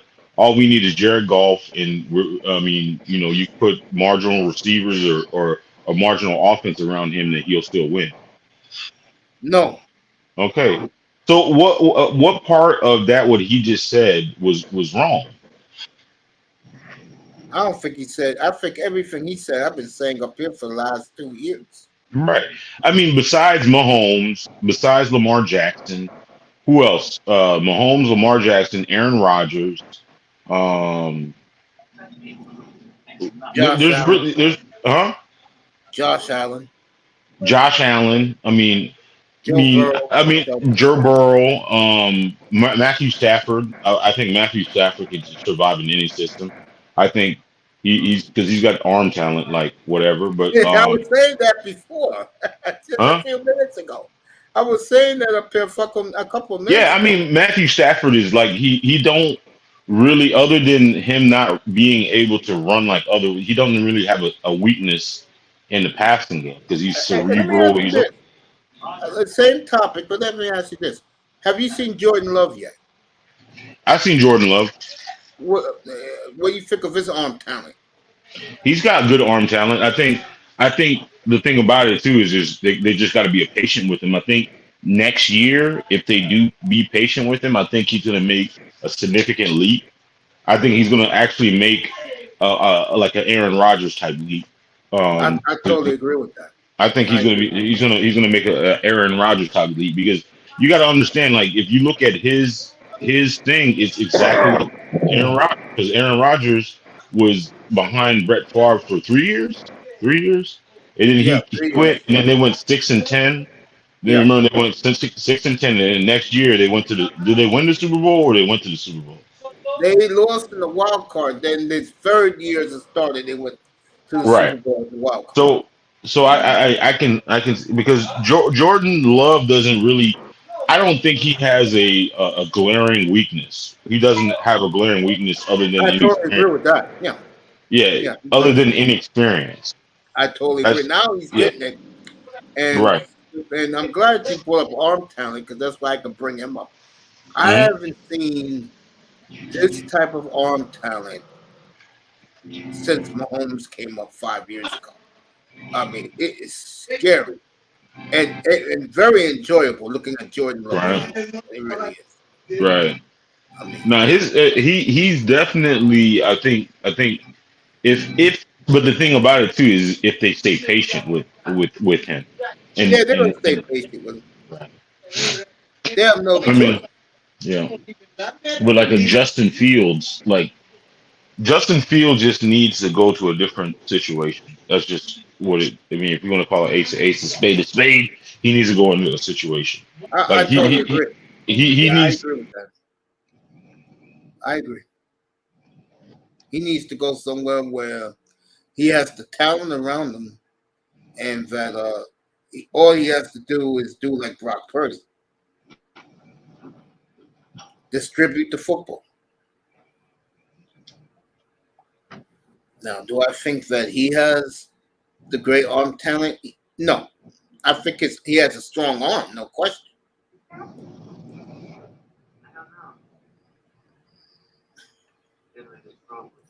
Melina says, feel better. Rain and Woman is watching us. On the Cloud is watching. 305. I love 305 is funny. QB Cam Ward is between becoming a gang pro, going pro, becoming the king of going pro. Triple Black is back with us. Yeah, my bad, man. You want to pull up? You can. I'll drop the link. Yeah. No. What I'm saying is one of the things about like these quarterbacks and why I think it's so bad right now is just the coaches don't have any type of longevity when it comes to developing them. You see how fast they pull the plug on Frank Wright? Yeah, bro. You see, I mean, I almost see that situation with what's the name with Bryce Young. I Yeah, mean, regardless of how you feel about him, I just think that situation is going to be bad for him, regardless. And that's what just happened. I think it's going to be a revolving door when it comes to coaches, and he kind of reminds me of what Baker's situation was. You remember Baker at the Browns? Didn't he have like three different head coaches and like four Yeah, offense? you He can had have Hugh one. Yeah, Jackson. He had he had Hugh Jackson, and he had was it Freddie Kitchen, and then it was Stefanski, right? yeah. Yeah, yeah. Because the thing about it too is like it is the biggest mistake that the Panthers that they did. I can't say. I really can't say. I mean, time will tell if that CJ Stroud was a bad decision, but I think that them not hiring Wilk was a terrible decision. Not hiring who? Wilkes, D. I Wilk, totally agree. Yeah, yeah. I agree. yeah, because That I agree with. because I think CJ Stroud is in the perfect situation that he needs to be in. Because the way that I think I want to say the what he ran and somebody broke it down to me. I think what he ran in Ohio State is eerily similar to what he does because it's the same Shanahan system and shit like that that he runs in the Texans. It's like it's like heavy play action, right? Yeah, yeah. It's because D'Amico Ryan, I think D'Amico Ryan hired the quarterback coach or something like that from San Francisco. Yeah, yeah, he was a defense coordinator. Yeah, after Sideline left. Yeah. Yeah, no, but the offensive coordinator isn't he comes from that same school of thought, right? Yes. Yeah, he Yeah, was the quarterbacks coach. right. He was a quarterback's coach. Yeah. So I think, and plus Frank Wright, I don't know. I think I mean when I've seen a couple Panthers games, and I don't think that Bryce Young doesn't have it because you can tell certain players that just don't have it. I just don't think he's ready yet. You know what I'm saying, to excel. I will agree with that. I'll be back in a minute. I'm gonna let Hmm. Triple Black entertain you guys with Raven. Raven ain't feeling well. My prayers are with you. All of us are sending you our prayers, Raven. Hope you No, feel I'm fine. better. Thank you. I take all the prayers all in and Yeah, just swing my everybody way. they get Hey, this so shot. so are you a Raven? Are you a Ravens fan, or did they just call you Raven? No, they call me Raven. Now, I was a Ravens fan back a long time ago when they finally got that Super Bowl run. Uh huh. Yeah. I watched that Super Bowl, the replay of the Super Bowl the other day of when the Ravens won the last Super Bowl. It was on YouTube the other day. I saw it. I didn't watch it, but I saw the thumbnail. I didn't even know that Randy. I did know, but I forgot Randy Moss was on That night, Kaepernick's team. yeah, He was on the Niners, Yeah. even though it was at the tail end of his career. I didn't realize that Randy Moss was on that team. Mm-hmm. Yeah, I seen the title of your thing. I mean, the interesting thing is because I think Dak is only signed in. I mean, till after this year, and I don't know. I just smelled another collapse. I just Don't remind me, Triple Black. Come on now. Go easy over. Yes. Okay. no, Yeah, I we mean, stuck with but it the for thing, one more year. even no, even with an NFC, like let's just say they go. and make the NFC championship, right? And he folds under pressure. I still think I mean, I don't know. I think he has to win. He has to make it to the Super Bowl at least. He has to. Mm. Which is I mean, because the thing about it too is you gotta it's gonna be so interesting because the quarterback market right now is so high, and if he does, I mean, if you were his agent, are you taking less money than Lamar or Joe Burrow? Like if they like say let's just say they finish. I'm taking one game at a time. I can't even think about the NFC Championship. That's so far away. And then, I mean, to put a Cowboy name with the NFC Championship, man, come on now. Come on, Triple Black. You know, I ain't seen that since the 90s, bro. So Right. I ain't even trying to go. I ain't even trying to go there. No. I'm just saying. I'm only thinking about Dolphins. And then I'm going to think about Lions. And then I'm going to think about the playoffs. Well, you know the Cowboys are good. No, hey, Mace, let me ask you about this. Let's talk about the money. Tua Vailoa, Tua Vailoa. Tua. Let's just say that his contract situation is going to be him and Jared Goff are going to be very, very tough. It's going to be a very, very tough situation. Either they're going to have to make a major concession, and you're like, you know what? They're in position. They're actually in position to where they have to make a choice. Do I want to win? I want to be in a situation where I want to win, where I take less money and have like these guys around me, or do I ask for the thing? I mean, they still have a franchise tag on them because I don't think they just signed them to an extension. Back in January, they signed them to an extension. No, they gave him the 5th-year option. They gave him the 5th-year option. Yeah. So they still have a franchise, but you still got to pay Waddle. No franchise tag. But you still got to pay Waddle. You still got to pay Waddle. I think you still no. They already re-up Chubb. I think the Dolphins are the type of team, bro. They want to see results. So they want to see them win a playoff game. But I'm just saying. I mean, let's just say they make a deep run in the playoffs. And you know, everybody has an ego when it comes to football, right? Let's just say if you were Tua, right?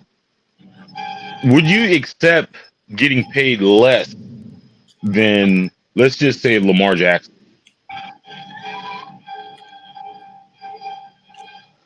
I don't see Tua doing that.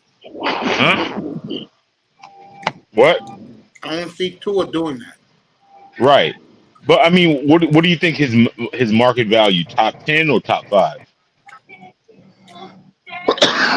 I'm gonna still say top 15 until he beats a good team. Right. You don't think that's a tough contract situation, though? That's on the Dolphins. I mean, the Dolphins gave him the 5th-year option. There's a reason why they did that. Because Jordan Love is in a tough situation too, because they didn't, instead of giving him the 5th-year option, I think they extended him. Yeah. To give him, yeah. So I mean, here's the difference between Tua and Jordan Love, though. Jordan Love has a big year next year. I can promise you this: he ain't going back to Green Bay, and they can't give him a franchise tag because they gave him an extension. So he's gonna hit the. I mean, but he is actually. I mean, if they're not gonna fire Matt, wasn't it, LaFleur? They're not gonna do that. But I mean, he's kind of almost tied to him. What do you think happened? Jeff Jones basketball. What happened, Mr. Miami? What do I think happens in Green Bay? I think he has a big year next year. He's gone. You think so? Yeah.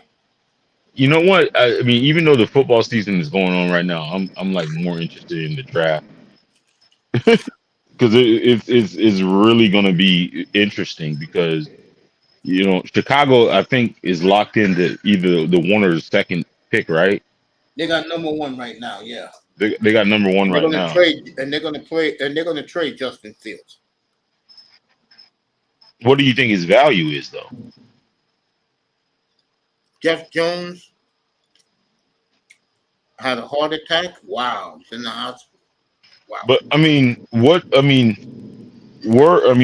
will you install like a Justin Fields? I hate to say this, but The Patriots? I look at him in the 20s. You're looking at him in the 20s, like a team that's in the 20s first round draft pick will give up that for Justin Fields. I think to get him, you're gonna have to give up the number one pick. And he's coming up on a fifth-year option too, right? No, in fifth-year option. Yeah, after this year. Yeah. I think the perfect landing spot now. I think about it. I think the Vikings would probably be something that he is manageable, because I don't see Kirk Cousins coming back to the Vikings. I don't either. Mm-hmm. Or Atlanta. I could see Atlanta. I could see Seattle. You think they're going to? No, they're not going to give up on Geno. They're going to give up on Geno, bro. You think so? Yeah, their plan was to draft a quarterback in this draft anyway.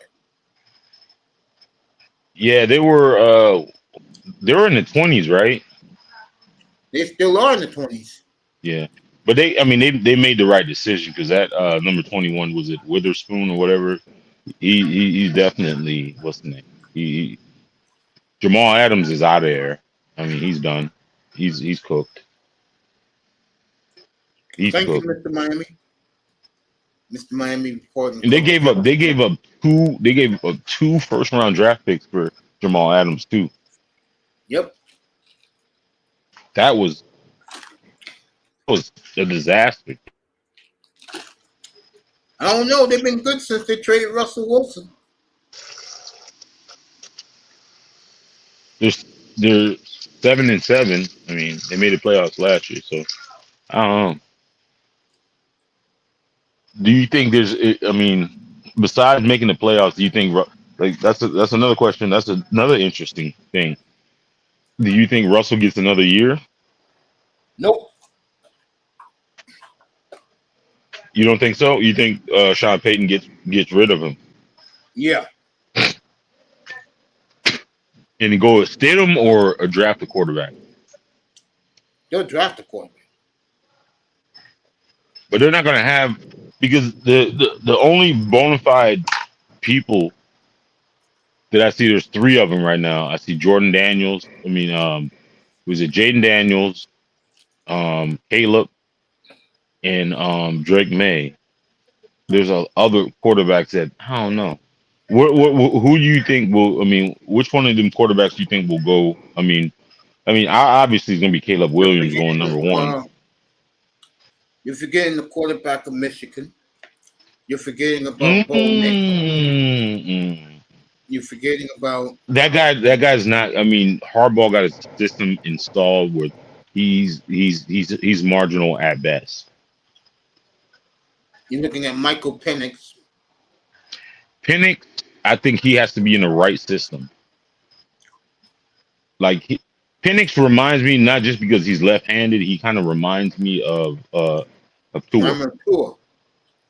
Yeah. Remind me a clone of Tua. Yeah, he's a clone of Tua because he's present. He makes it, but like the quarterback that I think that's going to surprise a lot of people in the pros, and I think if he puts in a really good system, I think it's going to be Bo Nix. I agree. I think Bo Nix has like I wouldn't say a higher ceiling. I think I can see Bo Nix coming in there and being on a good team and because I just think because of the experience and stuff like that. Because if you look at Oregon, I was watching because I watched Oregon a couple times. If you see the diversity of their offense, I think it translates really good in the pro. pro style. I agree. Yeah, I agree. there'll be like five. You think there'll be 5 or 6 quarterbacks chosen in the first round? Yeah, I do. Penix, Nix, McCarthy, um, the kid at LSU, Drake May, and Caleb Williams. Those 6 will be in the first round. Yeah. What about that situation in the Colts situation? What do you think about that? That's going to be a tough situation too. Connor Minshew. Because when AR-15 comes back, if let's just say hypothetically the Colts sneak into the playoffs, right? Yeah, they're gonna make it. And The Colts are gonna make they're it. going to make it. Okay. And let's just say they make it to the AFC Championship game. I mean, do you think AR-15 is going to start next year? No, they're gonna go with Connor Minshew. The Mm. players are gonna win it. I was in the other situation that in this last I won't even talk about. I'm talking about hypotheticals. It's the Cardinal situation. What do you think? How you think that's going to shape? They said they're gonna keep him now, and they're You gonna think? try and get Marvin Harrison for him, Yeah. which would be deadly, bro. Yeah. That But I think if they structure something like Jalen Hurts, like Yeah. because that's the same offensive coordinator. That's the same offensive coordinator. Kyler Murray's not bad. From the games I've seen him, it's just he had to shake a little bit of rust off. I think if they're patient with him, I think he can take them. He can take them to where they want to go. All right, Stafford threw a late touchdown pass, 17-7 Rams. That's good. Halftime. What was I gonna say? Yeah, I'm So gonna you see said 17-17? 17-7 Rams. What's Rams? up, Jim? What's the Rams? I didn't even I look said at 17-21. what's their Rams got it. the Rams record right now? 7-7. It's gonna be 8-7. 8-7. So they're on the outside looking. No, they're in. Right now they're number 7. They're number 7 in that division because did they beat? Hold on, so they beat what's the name head to head? They beat Seattle head to head. So they got one more game against Seattle, right? Yeah, they swept Seattle. Yeah, the Rams That's swept interesting. What do you think, Stafford? Do you think Stafford's gonna be a Rams quarterback next year? Yeah, after this year, yeah. Yeah. Why were there so many trade rumors with him though? I don't know. Maybe they'll move him. If you could move him, it's this offseason because you had a big year. Right. Yeah. The Rams are just missing? They're just missing a Todd Gurley type running back, right? The kid they got now is pretty good. Henderson? Williams. Yeah, he's a rookie. He's a rookie. Yeah, the Rams got nothing but rookies. And they're looking good, bro. Rams look good, bro. They look scary on offense again, bro. Where the hell did that Puka guy come from, man? Boy, if anybody would have picked him up in fantasy, boy, you were looking pretty. No, believe it or not, I got him in like the 15th round, bro. He's like Cooper Kupp Jr., huh? Yeah. But they are kind of loaded at receiver. Not loaded, but I think they have a good enough. They don't have like a star receiver, but they're good enough. And I think like it's better for them, but they don't. Because that won't cause no problems. Right. FAMU, fresh off the HBCU championship, it's getting a lot of Division I transfers. With Seattle it's kind of scary to me because if you look at their receiving core in their back, the only thing that their offensive line is kind of shaky. But they got was it Carbonate? Was it Carbonate and which I think Kenneth Walker is a damn stud. They got DK. They got Tyler Lockett. They got Mike Bobo, and they also have that guy from Enigma. huh? Enigma. Kid from Ohio Yeah, State. Kenny Enigma. yeah. That's full bona fide receivers, and then don't they have a tight end? I can't remember the tight end's name, but I think he's pretty solid. Yeah. I What's the like guy's name? Seattle a lot. In a wild card? Hey, but I mean I mean Brock Purdy then already got the top spot pretty much sold in, and I looked at their schedule. The only team that they're playing that's going to be difficult, which I'm glad I'm off. I got to go into that game is freaking the Ravens versus them. That right there might be a preview to the Super Bowl. What do you I'm think? watching that up here Monday night. If Lamar them beat them, are they the favorite? If Lamar wins that game, he's the MVP. You think he's the MVP overall? Yes, he wins. It goes to San Francisco on Christmas night and the whole world is watching. Yeah, beat Brock Purdy in San Francisco and McCaffrey. Yeah. So if Brock Purdy wins, I call him Glock Purdy. If he wins, and let's just say they finish was it 13 Best no record. 14-3 with the best record. They went out. Is Brock Purdy the MVP? Yeah. He'll win. Yeah, outright. Yeah. Even if Tyreek breaks 2,000 yards. Yeah, because everything with Miami comes down to Sunday. If they lose to Dallas, and this is why They're playing. They're playing in Miami too, aren't they? Yes, they are, and I'll be up there doing it. Man, man. I wish my father, my ex-father-in-law, man. God damn, boy. I wish I could have took him to that game. He's a die-hard Cowboys fan. I would have loved to argue with him. Man, I'm loving this, bro. I've been waiting for this game all year, bro. The Dallas Cowboys one? Oh, yeah. I cannot wait to do that game on Sunday. What's is the betting lines up yet? Miami favored by 1, over under 50.5. No, I think it's a high-scoring game. I don't think so. The only thing that I like now, I'm previewing it in my mind. The only thing that I kind of hope does not happen is Dallas defense, like Tua becomes a turnover machine. That's a possibility, but I get the feeling Miami's gonna blow them, bro. Because Tyreek is going to be 80%, right?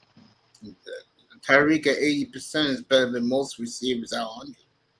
Yeah, but they're going to put. You think they're going to put Bland Miami got you too think many they, weapons. you think they're going to? Miami got. No, hold on. I don't. I mean, I don't really know their defense. They're Do they put what's his face? What's the guy's name? Gilmore on the best receiver? Huh? Ramsey? No, I know Miami's defense. They put Ramsey on the best receiver, right?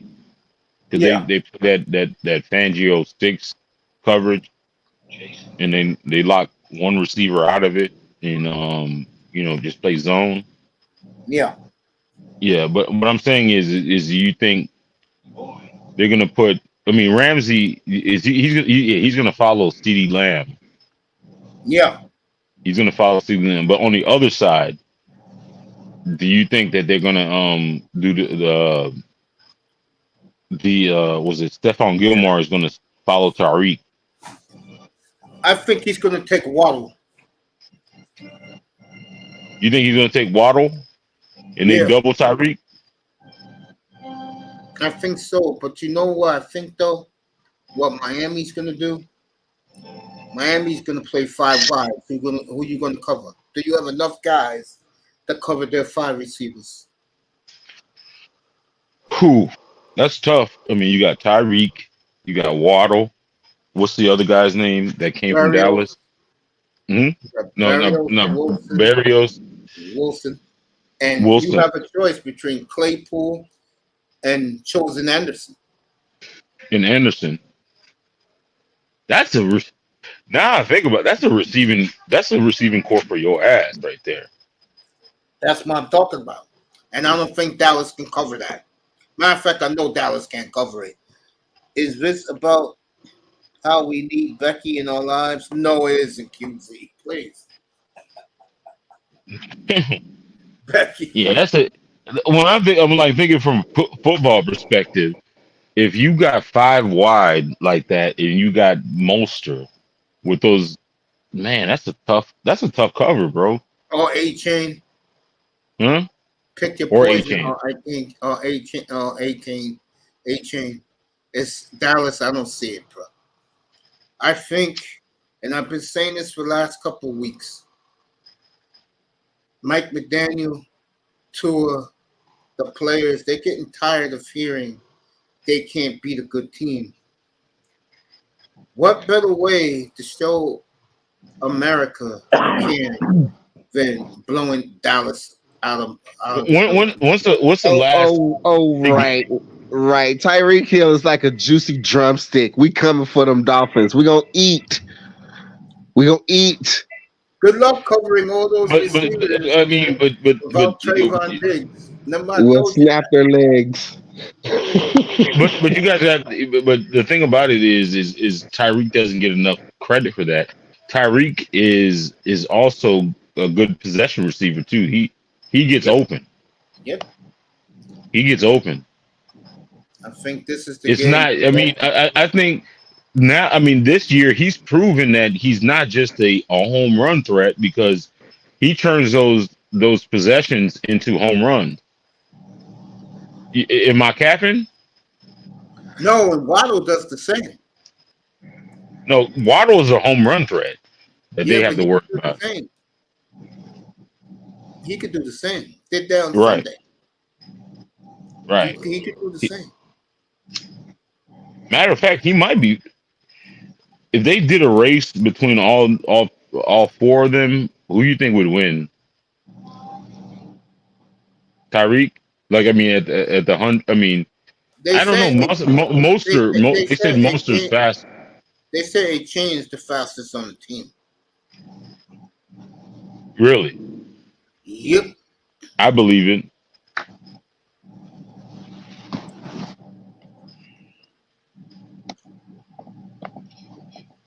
That's what they say. I haven't talked about this much sports in forever, man. What's up, Mr. Well, is it Mr. Miami? Your boy Mr. Miami? Mr. Miami? What's up, Mr. Miami? I seen a Facebook post.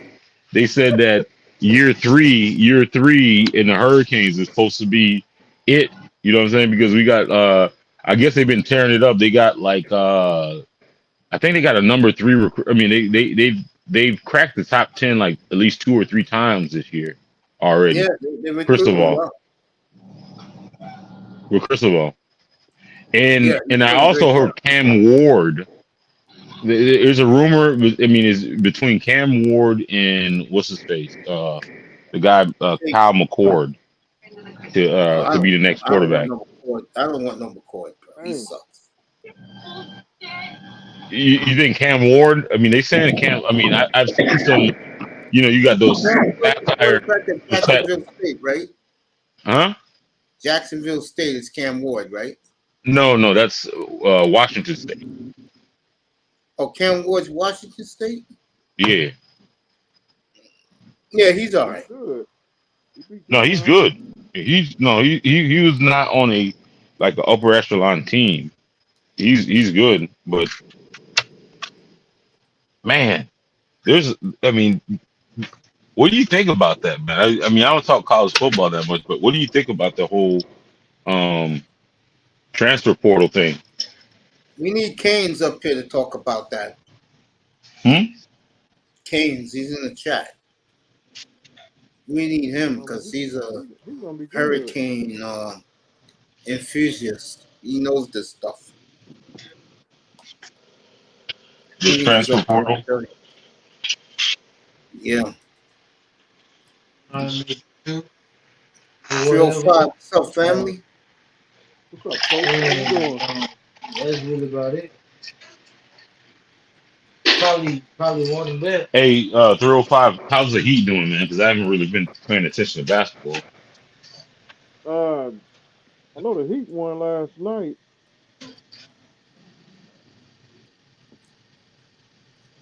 Is Jamaica Butler? Is Jamaica Butler playing good? Yeah. Meet the Butler.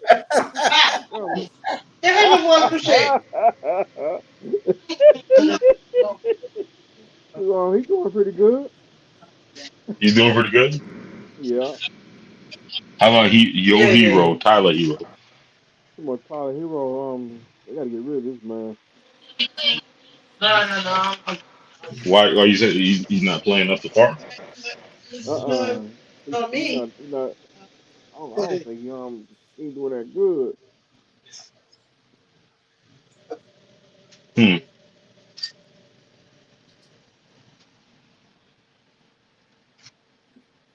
So are you ready for Dallas game, bro? War ready this Sunday. Yeah. Oh, he's been ready.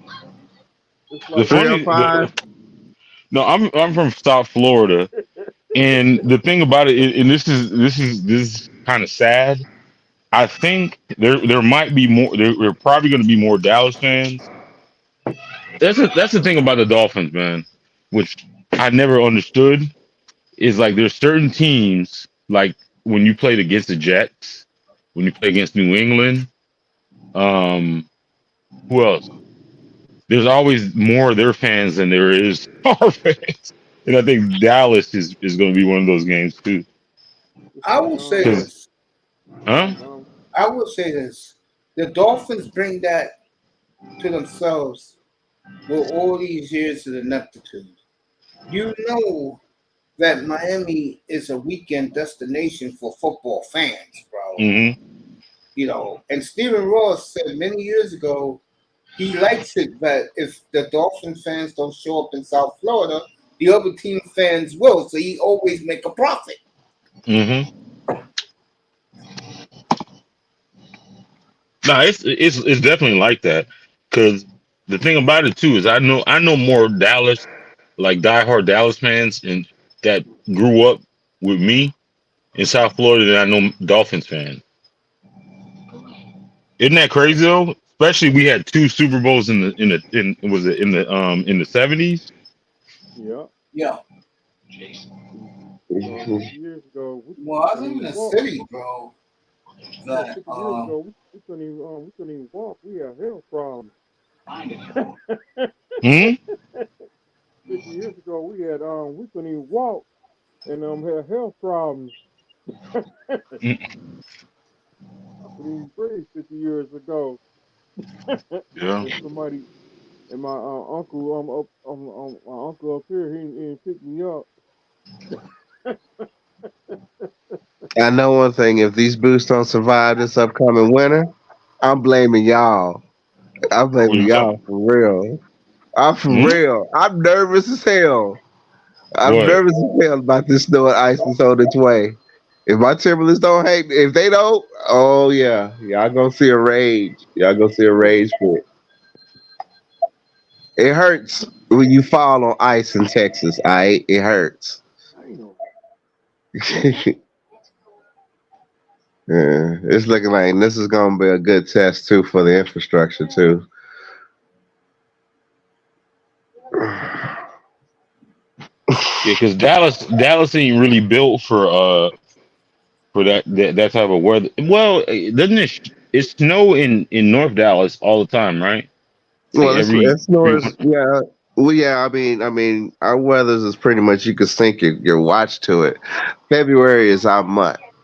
February. We make it through February, we'd be all right. But sometimes we can get a late March snow blast. But February is usually the typical month that we get snow in.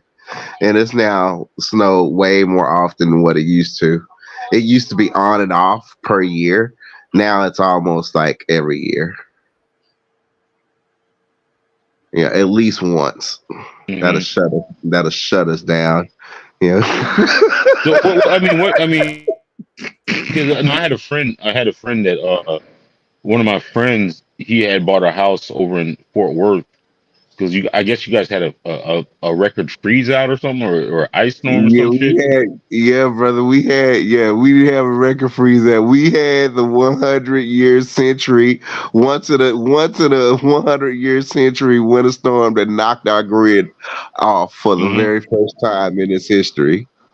Yeah, he ended up buying a house that was like, because in Fort Worth there's a place where I guess a lot of the tycoons live at, where their sons and all this type of live at, Hmm. where they're like $1 million houses. He ended up getting a house for like 500,000. That was like Hmm. worth like 1.2 million or something like that. Hmm. But yeah, We got a lot that of was ranches, developments. I manage like over 3,000 communities. The houses that people are getting nowadays. Oh God, there is a wealth gap. There's a big wealth gap. We gotta get on it. yeah. But a lot of I We mean, gotta get on it. but I mean, I don't know about Dallas, but I know Houston is like the new Atlanta. Everybody named Mama moving there. Is the Yeah, I same mean, in when Dallas everything, the whole state is seeing a massive increase because we got so many people moving here out of the state. from Yeah, California. Houston as well. California. Dallas has already changed the skyline from all everybody moving in here, all these ugly ass Teslas that are here. San Antonio's changing. Austin is definitely Austin big time changing. No, Austin gonna be really different. Is Dallas still oil? Is it the Well, rich we're world money? e-commerce, so we're e-commerce, so we're multitude. We're international besides oil. E-commerce. We more Is there e-commerce. anything We're down? Is more there? e-commerce city. I mean, we have our foot in every single industry.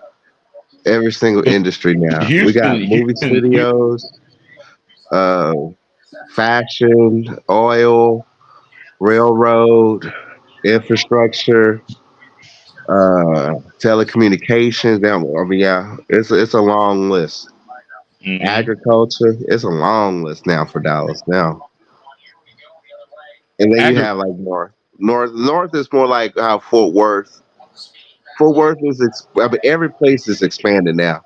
So it's like North Fort Worth Texas, is that's where Jerry military. Jones That's put mil- his training facility. Frisco, that's going to now have Universal. Universal Park is moving out there. oh yeah. Universal's moving away from Orlando Oh, because Orlando. of DeSantis. Yeah, Yeah, I'm about Orlando. Tim, My I would yeah. say it's number one Yeah. personally for me because it's Dallas. But I've the been real, let's just say this. You can't go wrong Miami, Dallas, or Ravens and the 49ers Monday night. Hmm. It's a win-win for football fans. What? You got the Cowboys and Dolphins on Sunday.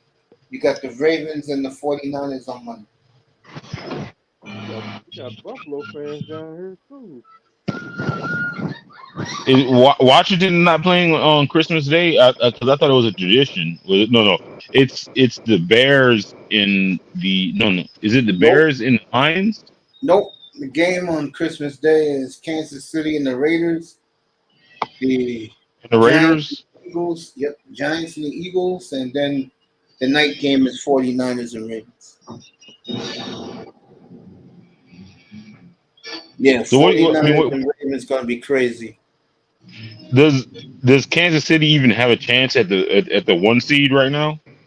Mm-mm. No. It's the Raven. I mean, if the Ravens win out, they get the one seed, right? Yes, they do. They get number one throughout the league if they went out because they would have beaten San Francisco. No, they're AFC. No, they'll be ranked number 1 if they beat San Francisco.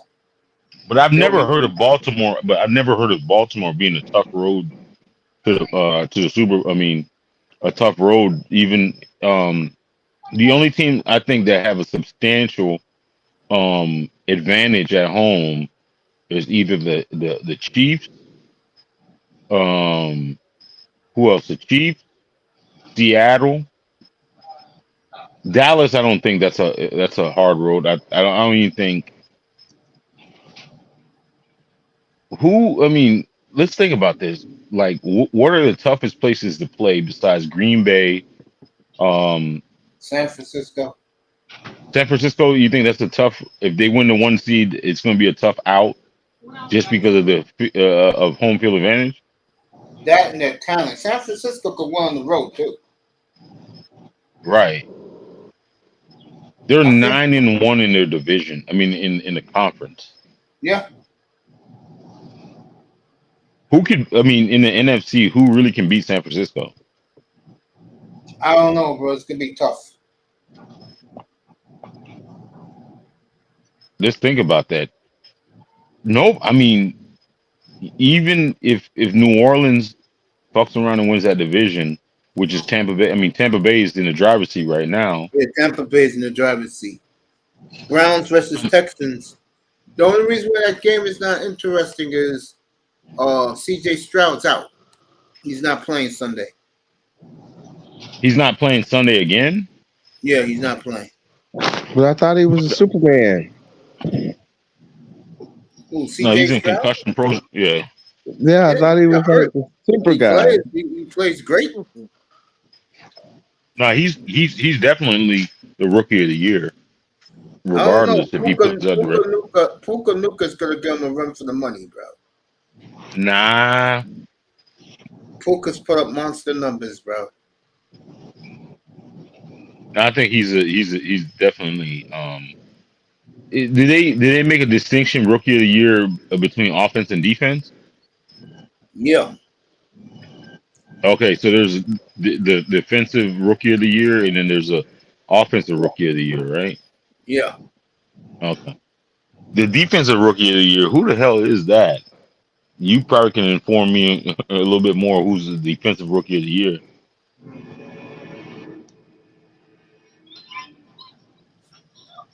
I don't know.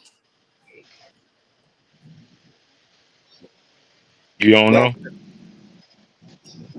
But I think the offensive one's gonna be tough, bro.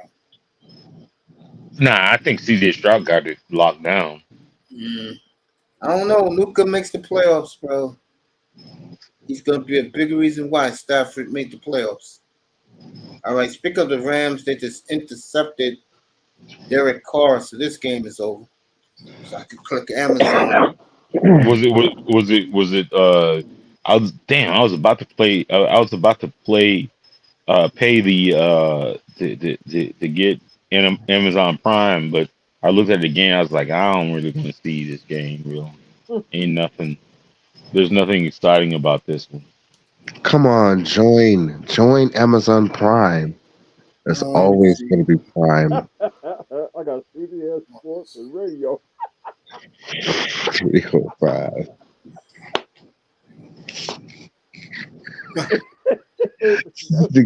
CBS Radio. I'm done. I'm fucking done. I can't hold it in no more. I cannot. Bro. Yeah, 305 is as old school as JT Money and Poison Clan. Yeah. Hey,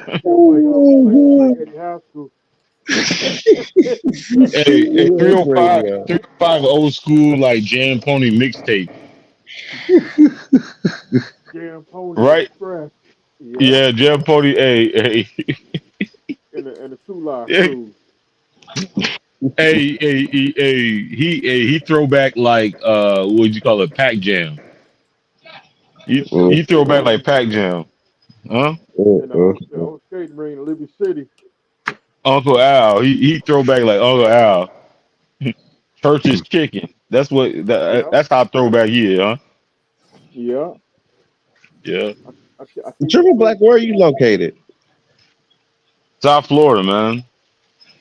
I'm on the exact other side of what's the name? I'm around Fort Myers, neighbor there. Okay. Yeah. But I was Man, I born. can't. I was born in 305 Jackson Memorial. You already know. Me too.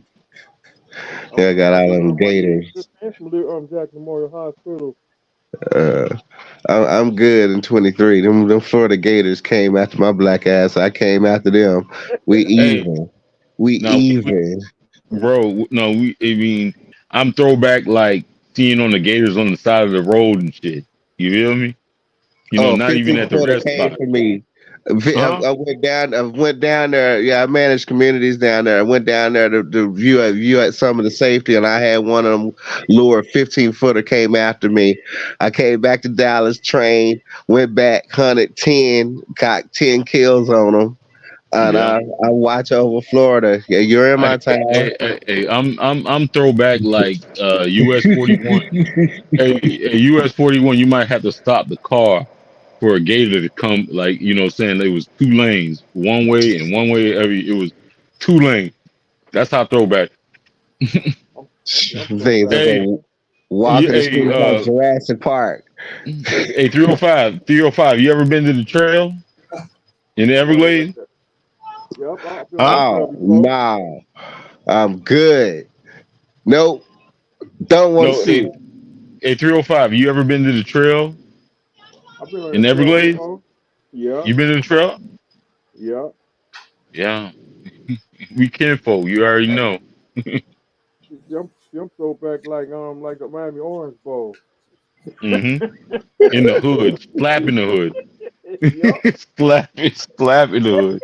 Motherfucker don't know nothing about no Joe Robbie Stadium. Yeah, Hard and they don't know about no the Miami Orange Bowl. That's why I got sick at the Miami Orange Bowl. that was in the hood too, boy. This Liberty this City. this girl gonna do like this. Said, ugh. If I just got sick because I was sitting down in the hot sun.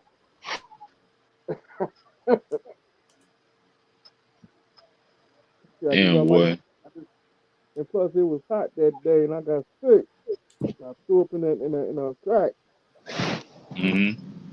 Remember that? I Remember that remember, Miami? dog. I remember as a kid, that was crazy. My favorite quarterback of all time was Dan Marino. Um, I played Pop Warner ball when uh, damn. Was it? No, I was no, I didn't play that. But anyways, it was right after the season that he threw for that 5,000 yards. You remember he had Yeah. Yeah, Clayton 84. and Duper and all. Yeah, I was a little kid, just starting to play football and shit like that. I remember that when I got that number 13, boy. I don't know why. I thought that was. I thought that was. Even though I played for the Colts, we were the Colts. But that number 13 would meant everything, huh? Yeah. Hmm. Go back like number 13. Yeah. Then we had Gino. You remember Gino Toretta, Yeah. number 13, Yeah, that clown, yeah. that clown. I know one player I could not stand back then is Brett Jones. Brent Oh, Jones? yeah. My Not no Brett Brent Jones of the The Colts. of the he's Colts. I was just say Brent Oh, you Jones mean played. Brent Jones is the 49ers. No, Brent Jones is the Dallas Cowboys tight end. I'm talking about Brett Jones for the Colts. Hmm. You mean Burt Jones. Yeah, I Burt used to root Jones. for the Colts. I used to root for the Colts because one of our hometown heroes for where I was from, Immokalee. If you remember Albert Bentley, Yep. Yeah. yeah, he's from 1980. Immokalee. Yeah, Albert Bentley. I met him when I was a little kid in Immokalee, so that's why I always rooted for the Colts and stuff. And when Edgerrin James played for the Colts, I was just like, yeah. And then they ended up getting huh? I did like Elton James for the coach. Mm-hmm. Yeah, my homeboy was really good friends with him. I've been to his house before. Yeah, I've been to his house plenty of times. Cool cat. So the coach, the coach had a lot of players from South Florida. Yeah. No, my nephew actually played against a couple South Florida folks. He played against Dearness Johnson. Yeah. You remember J.C. him? He played Jackson. J.C. Jackson. Yep. I remember him. Yeah. Mackenzie Alexander, right? Mm-hmm. Yeah.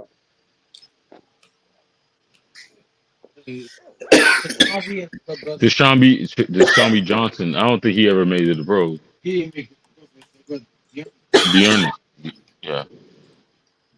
I remember the Pacers had a player named Lester Williams.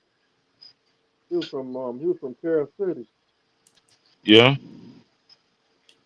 That was. I mean, you going throwback. That's when like all the like everybody from Miami used to play. Like my high school, bro, they played against Dalvin Cook and Yarby, both in the backfield. That's crazy, isn't it? Central. Yeah, see, Yeah. I went to Miami South. You went to Miami South. Yeah. South, I've never heard of them. Well, Miami Senior, one of them. Oh, Miami Senior. Okay. Yeah. Same division like with Carroll City and Carroll City Central. Yeah, them. Same division. Our coaches actually came from our head coach came from American High School. You remember American? Yeah. Yeah. There's some ballers. I mean, that came from there. I mean, I got man. It's crazy how many people came from those high schools that played for the Canes. It's nuts. It's nuts, bro. I think is it Mel Bradley and let me see is it Alonzo Highsmith? I forgot what school they came from high school.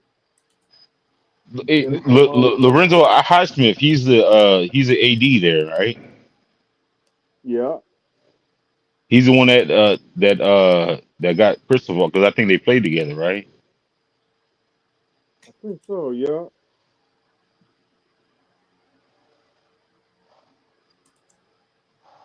Was it Leon? I mean, who's I mean, before Staff, who was the guy? Damn. The guy that played for the Packers that died. He was a beast. Like I used to try to emulate him on the field. God damn it. I don't know why I bring these. Rams. Huh?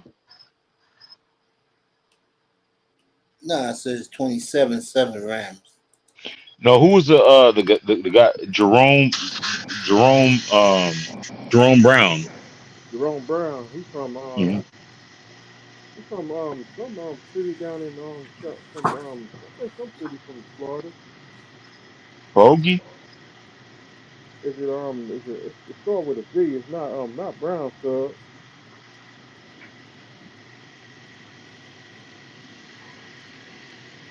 Let me Google this motherfucker. Now Jerome Brown was a beast. Jerome Brown with the man. Russell Maryland. No, the Russell Maryland. That was my man. Russell Maryland, number 67. That was my Cortez Kennedy, bro. Cortez Kennedy. Cortez Kennedy. No, that's before my time. Cortez Kennedy was a man. He played for the Seahawks his whole career, right? Yep. Yeah, but he got a Super Cortez Bowl ring Kennedy. with Cortez Kennedy. He got a Super Bowl ring with the I think he did get the ring with the with the Saints. He was on their staff. Nah, I mean Cortez. I think Cortez Kennedy ended up on the Broncos when TD them made the run. You gotta Google it. Cortez Jerome Brown from it was Brookville, Florida. Mm-hmm. You said Brookville? Yeah, it's a city I ain't never heard of Brookville, Florida. I don't know what area that is. It's like before you get to like I'll get back to that market later on. To Mm-hmm. to Cortez Kennedy from Arkansas. Are you He from from the old Arkansas? yeah. But he Country, died in Atlanta. country, country When nigga. he died when he died A in nigga named Orlando. Cortez. I mean, a nigga named Cortez is definitely country. This is a country bunking. I mean, I was thinking, what's the country's name that came out of Miami that you? Dang, you can't get more country than that. Cortez. And 69 boys, they country. 69 69. boy. All I remember is the 69 boys, man. They were performing when I was like 16, 17, something like. We were in the classic. They were out there in Orlando. Gee, that shit was lit. They I thought he play every I thought he play every day. 69 boys. 69 boys. Was it 95? You remember 95 South? Yep. Those my niggas, man. That's I used to see them back then too. I still play that mom to this day, but don't play it in the ride with the sticky.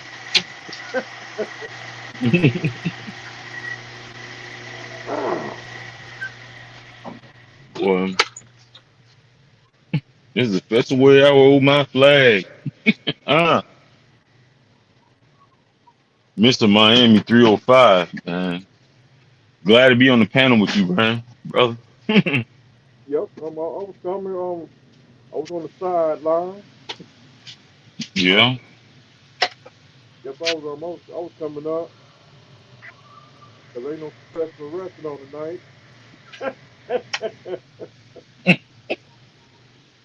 I gotta wait till tomorrow night to watch professional wrestling. Um, Dude, I'm sort of falling out of the loop. I know whatchamacallit, Mustafa's Ali, his contract is up. Dang. So he's gone to another promotion. Who else? Gone to another promotion. Uh they still have WCW.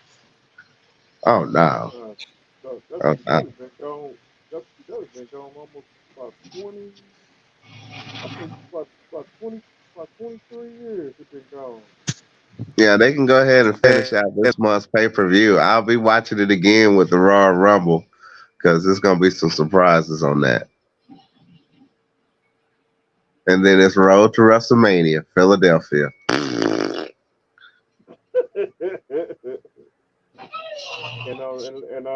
I know you heard about Liz Morgan.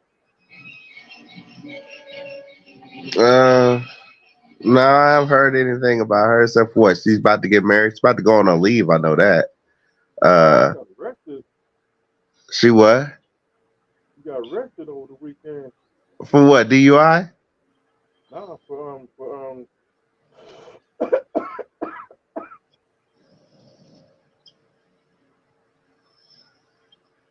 Nah, got caught with some weed. She got caught with weed? Yeah, Oh, well. In what state? in Florida. Oh, well, she'll be all right. All right. Now, I thought, boy, as long as it ain't no Tammy Cinch, goodbye, Sonny. She's gone. She's gone. She's gone forever. Yeah, she's gone for a long time. As long as she ain't, pull off nothing like that, live and be all right. What I was about to say? Dang, I forgot. She won't Who never see else? daylight no more. Yeah. I'm gonna start watching it when Royal Rumble pop up. I'm keeping up with what's going on with CM Punk and Randy Orton and the players. So it's like, oh, you got two big players. I mean, this is about to at any moment. It's like we need to keep our eye on Paul Heyman, dude. For real, it's too many Heyman guys running around in the WWE right now. They could be a stable all undercover too. To Anybody that line with getting risk getting beat up by a new four horsemen. I'm not lying. AJ Styles was back, and you see Randy Orton. I think he's going after Roman Reigns for that belt. Roman Reigns had to protect that neck. And that's what I'm saying. That's what I'm saying. Paul Heyman can do a backstab on the bloodline itself. He already got Heyman guys. He got four guys over there now. He got CM Punk. He got Brock. I mean, even though they apart, he still got Brock Lesnar. I mean, that was powerhouses. You got Bobby Lashley. That was the third.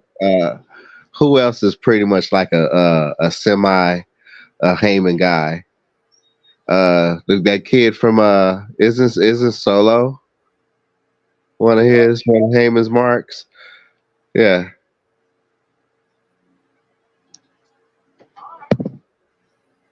And I mean, Team Heyman is pretty much sooner. Gotta look at that later, but sooner he also got to be on his retirement. He been married for almost 35, 36 years. Yeah, he's close. Yeah, he's pretty much close. This has to be coming to his final, you know, end of his contract. I don't know if he'll do it again or do a stint over in AEW. Who knows? But Sting about to retire. yeah, Sting is about to be done. But Sting was wrestling since we was in grade school, not high school. Shoot, it was grade school for me. I remember pulling out Von Erich moves back in private school. I said high school for me.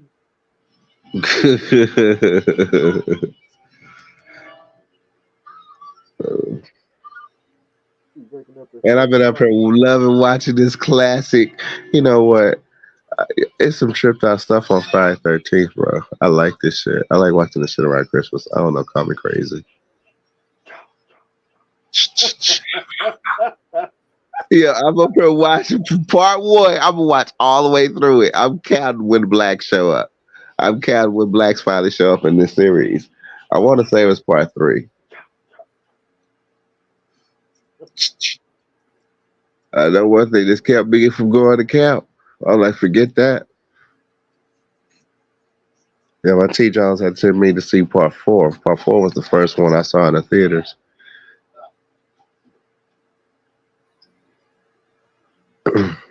And I was like, nah, I'm done. I'm done with camping. I ain't going to the camp. Nope. Mm-mm. Not knowing Jason's out there. No, I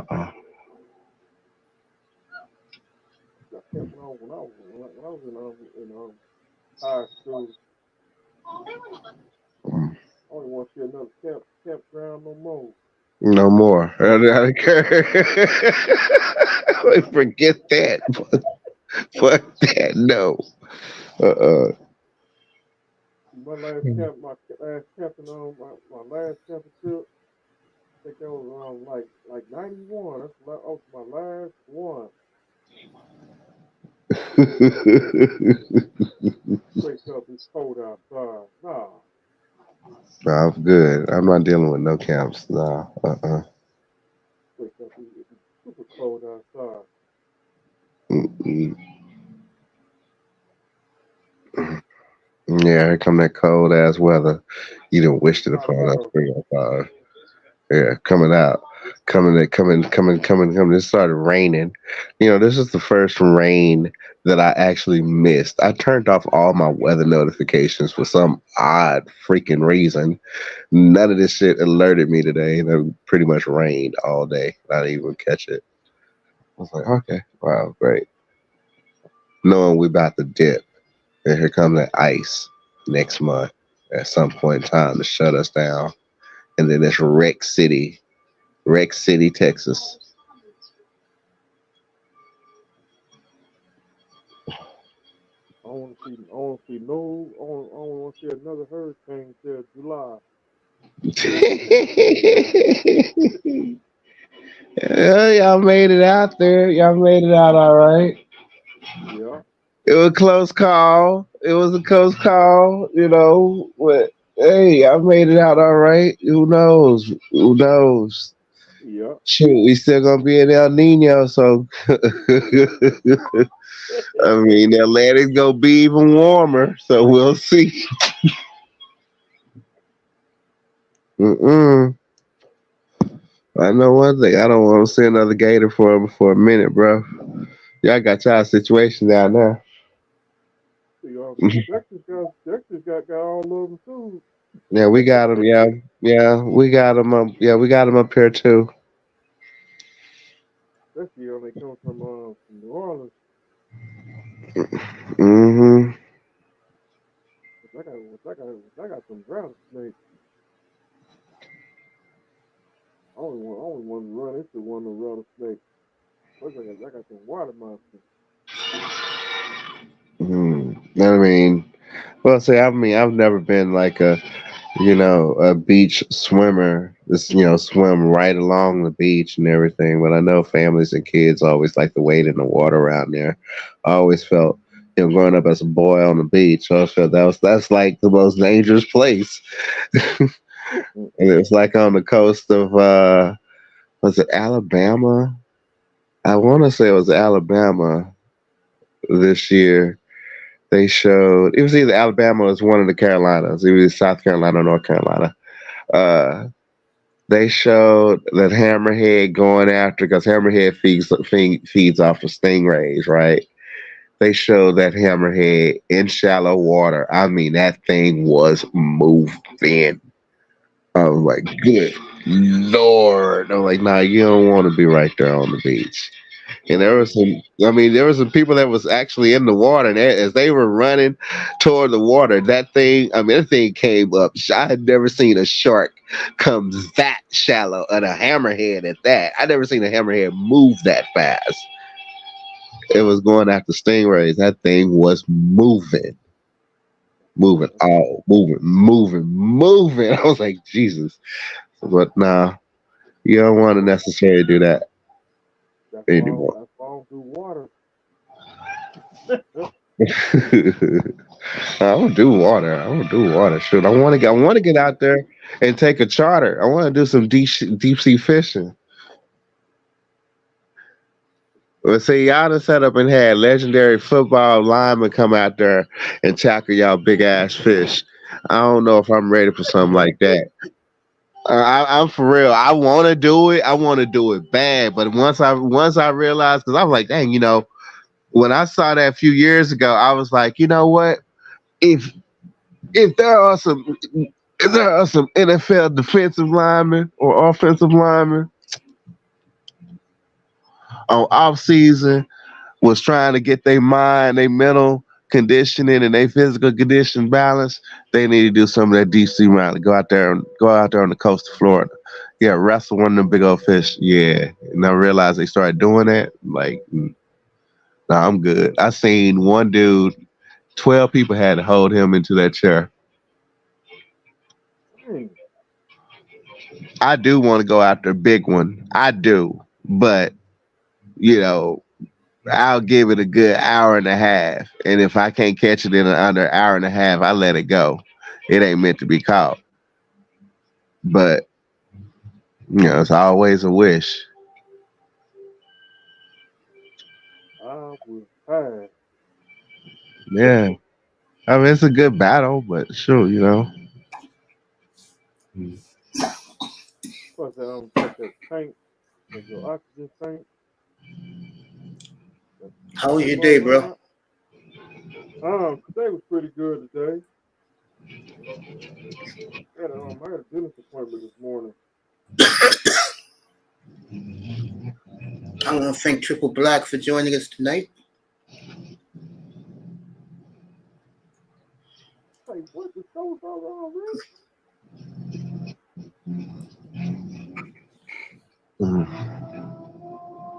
Rams up No. 27-7, so that game's Damn. over. Way to go, Rams. All right. Damn. So in the NFC, we got San Francisco, Dallas, and Philly is clinched. And the AFC, just the Ravens. Mm-hmm. So, how long we got left? Oh, it's already. Okay, we're doing some good timing tonight up here. So the NFC playoffs are already starting to form. Yes.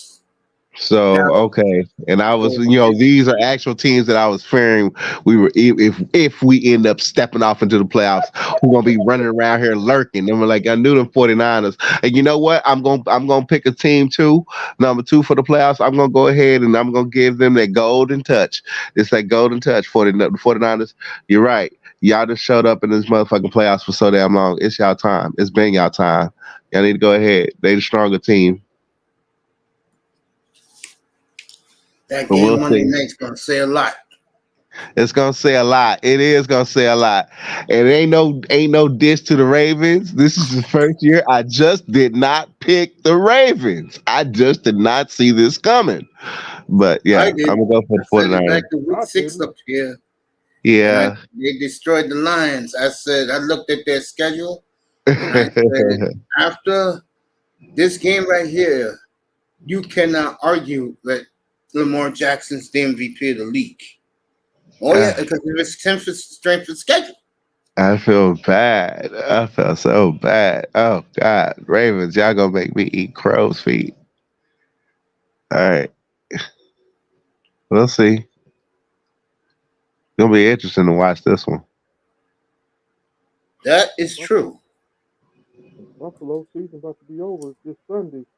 Good. Hope Buffalo season ends forever. I never want to see them again.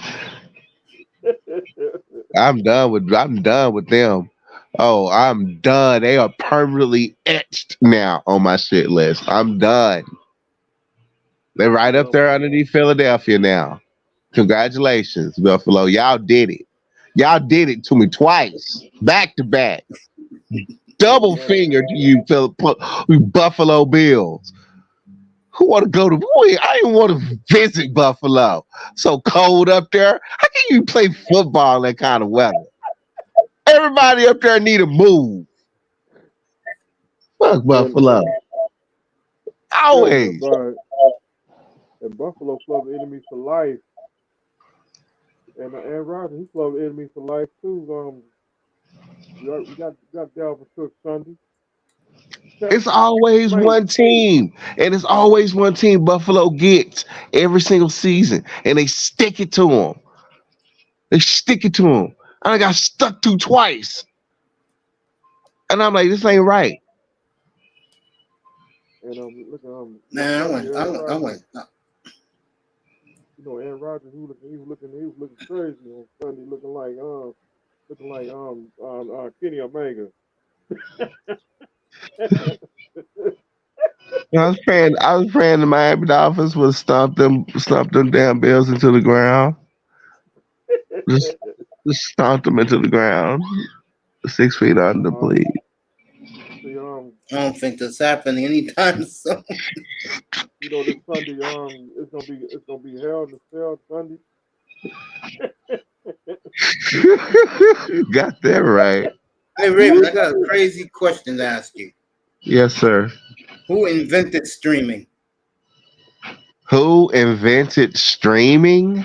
Yes. Oh man. Okay, if you really want to say who invented streaming, I mean that was peer to peer. Peer to peer is the basis of all of it. Well, it was You a stream out of one secondary there machine because into another. So you go back to the early '80s. Is where it came. Is where the idea came from. well, he's a genius. I mean that's what streaming was, basically peer to peer. And then the cloud servers came up, and that became a whole different story with the pirate and the torrents. And to avoid, getting God downloading that shit to your hard drive is stupid because they get your MAC address. So at that point, streaming pretty much became like the go-to. I'll tell you one thing about this game right here. This game will be over before 11 o'clock. Good, let them die.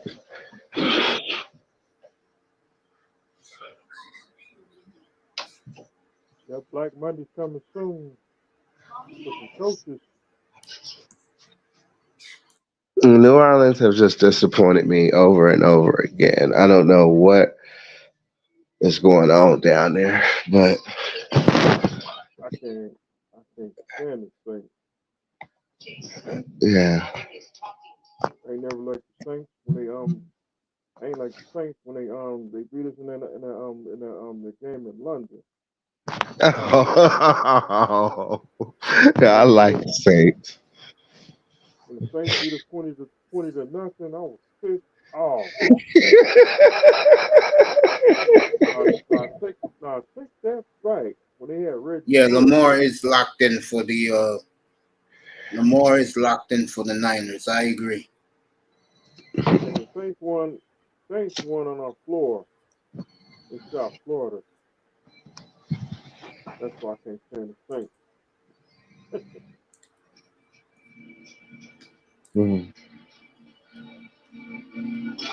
That game is done. 30-7 Rams. Dang.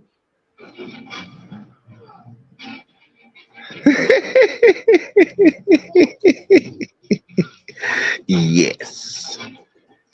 Well, who that lost? Oh no, never mind. Never mind that. That was bad. I'm not gonna trip. Yeah. Dolphins, y'all might be looking at the same score come Sunday. Hey. See, y'all might be looking at like another 30-0. Whatever.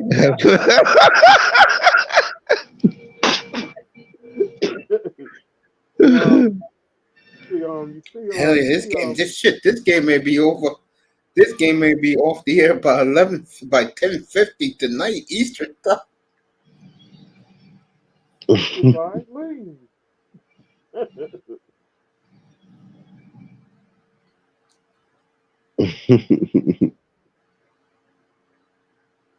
Man.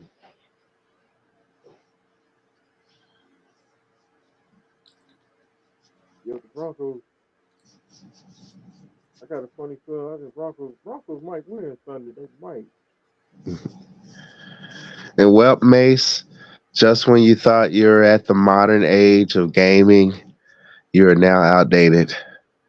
Well, what happened now? Here comes the PS5 Pro.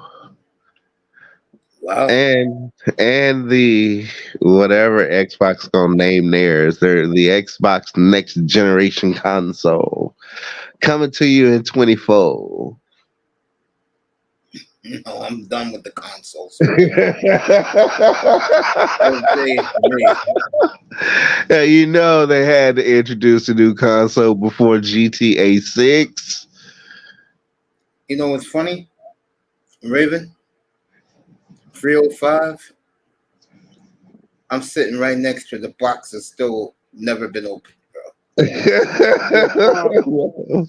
Well, you can hold on to that because that'll soon end up being a collector's item because that PS5 Pro is Looks that good, huh? literally it literally is Sony's most powerful console they have ever up to this point ever put out.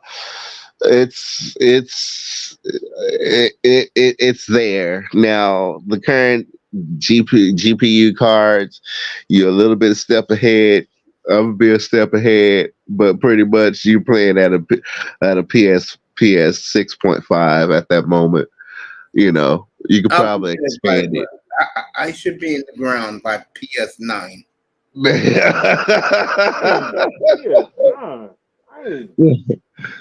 Miami, So there will be a PS9. It will be in virtual reality or wherever. there is a PS6. That's probably the news about the PS6 is going to come out as we progress on into 24. Toward the end of 24, the PS5 Pro will be hitting. It will be hitting store shelves on November 24th of 2024. And you can pretty much bet the new Xbox is going to be out there. Now, that new Xbox is something scary because it's an AI-dominated system, meaning that that's the one that learns you. So it monitors your behaviors and everything else. So it's a spy box. So be wary of that. But other than that, I mean, that's the new tech, and that's it. Well, let me ask you a question. How come people get more excited about about Sony than they do Xbox? Because Sony got the history of making games instead of jumping off and doing other scientific products with a gaming console. It keeps it as a sole thing, a gaming console. It can stream media like movies and what have you and other applications, but otherwise else it's going to stay core to its centric focus, playing video games. And Sony creates video games. Microsoft, on the other hand, as you know, Microsoft has its hands in a lot of things. You know, not only becoming pretty much the 98th percentile operating system in the workforce globally, but also, you know, other kind of, hands in the science and medical and all this and that.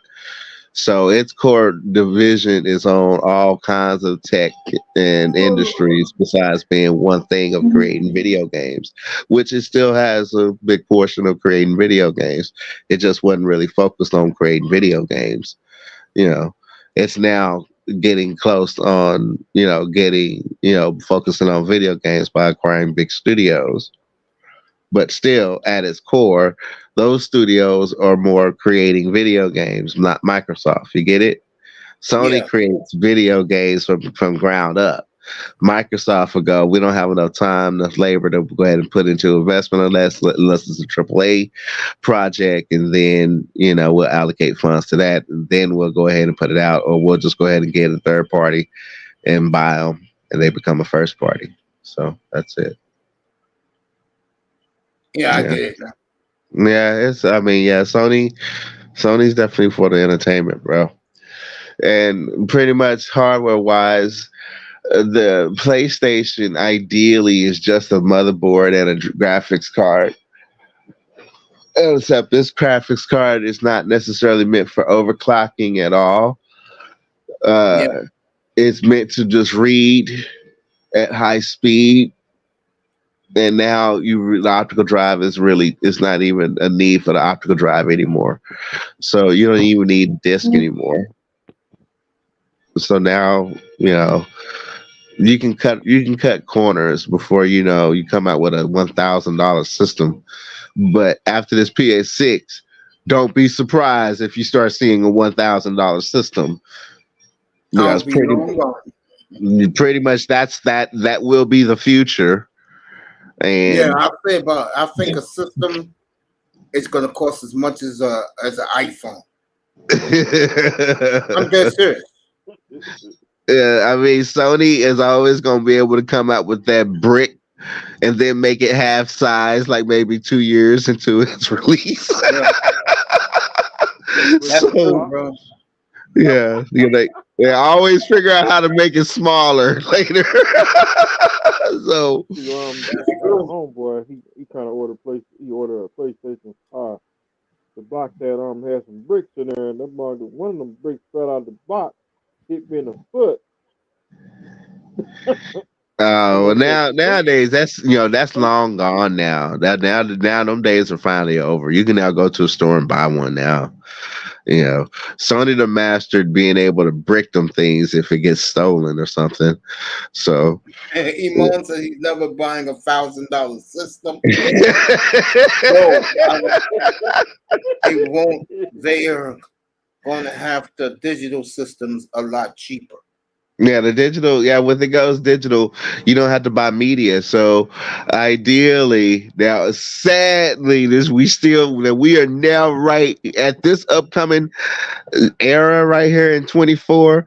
We're right there at that phase where okay, are you gonna are you gonna finally charge the consumer fair prices by meaning since it's no longer media required, you can download from the cloud.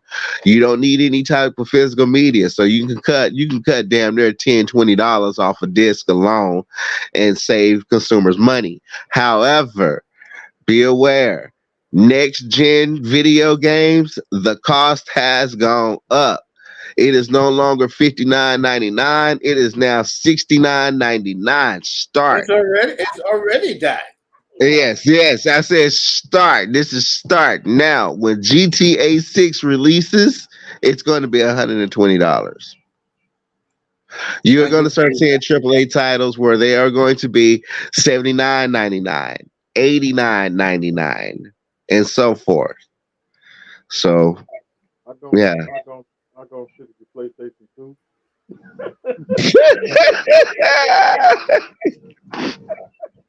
I'm good. Now to counter that, no people be like, are you out your fucking mind? Now this is what's gonna happen. So when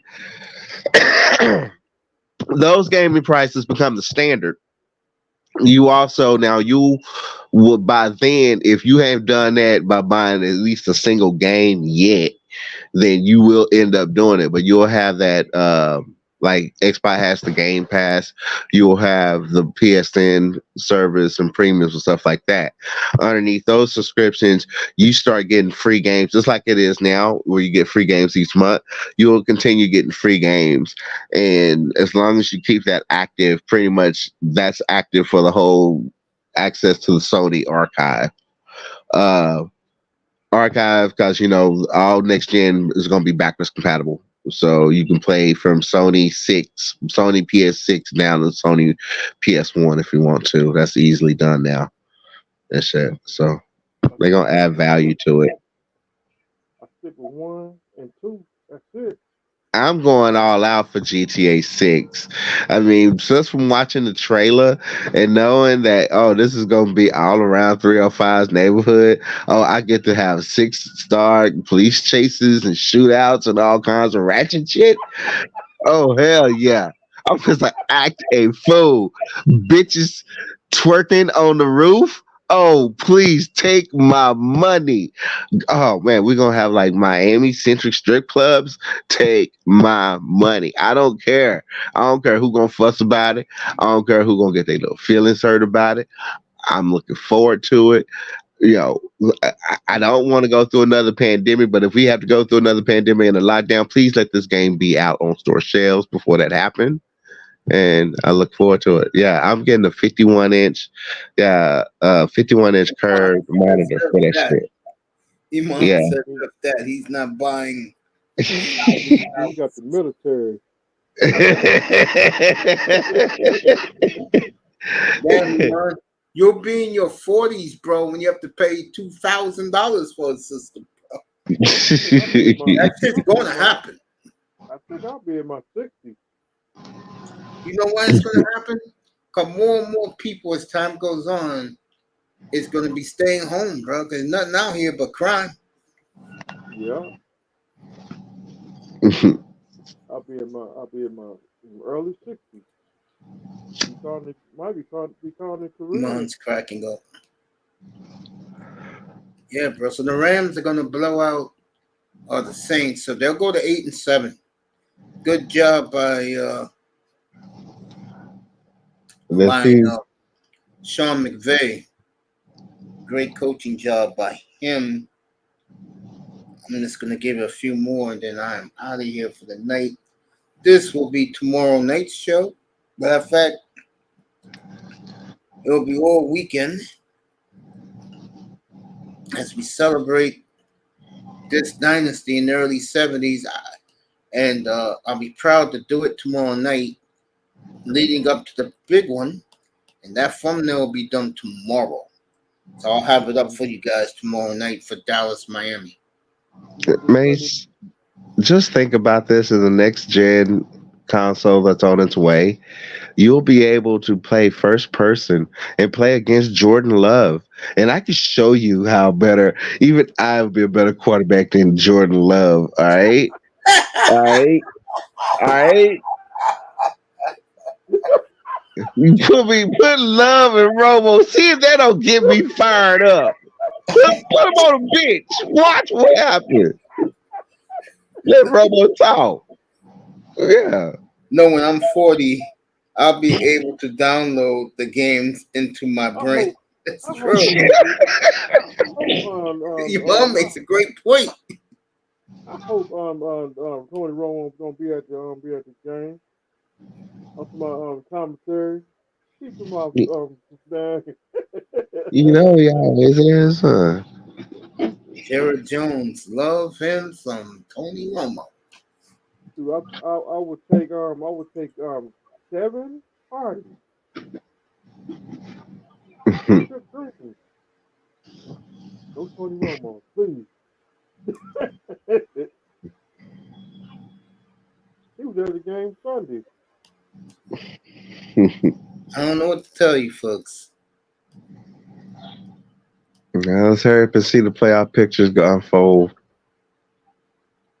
I'm ready to see it. I'm ready to eat some dolphins. I'm ready. I know you are. I'm ready. Yeah, it's okay. Y'all can pick up y'all faces after this game. It's all right. I'm ready. I'm ready for war this Sunday. RKO the Cowboys. Go ahead, be ready for war. Be ready for that ER visit. Watch. Ready for the RKO.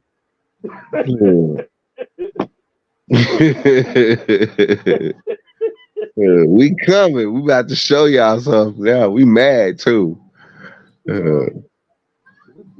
still pissed off with the Tennessee game. Ain't worry about no Dolphins. What Dolphins gonna do? Y'all gonna trip over your own foot. Fuck out of here. Fuck out of here. Quarterback that went down 7 times. That man ain't Superman. Watch. We gonna put that great white called Michael Parsons on his ass. See what happens. We got that great. We coming. Got that alligator and that white Boy, isn't it something? It's the last weekend I can talk shit about the Miami Dolphins. Last final weekend. Isn't it funny how the last 5 weeks, all the talking heads was about Dallas this and Dallas that? And you notice now they just talk about Miami and how Dallas has no answer for Miami. And now everything is about Brock Purdy against Lamar Jackson. No one's talking about Dallas, Miami. Oh, Brock. They just think Miami's going to blow them out. Oh, we'll see. We'll see about that. I said it before when Triple Black was up here about an hour ago. I don't know how the Cowboys is going to cover 5-6 receivers, bro. I don't know. Well, Triple Black, he can chill in Southeast Florida, watch them thongs and the bikinis and drink them little martinis while he's chilling down there in the nice, warm Southeast Florida. All right? The cold ass Dallas Cowboys coming. The coming Sunday. Keep all them Gators in their gates. We good. We gonna be all right. So We we coming. turn because if we get the Sorry Hill get loose, that's gonna be a Mm, long day. So it's gonna be a long day. mm. What happened? Choo!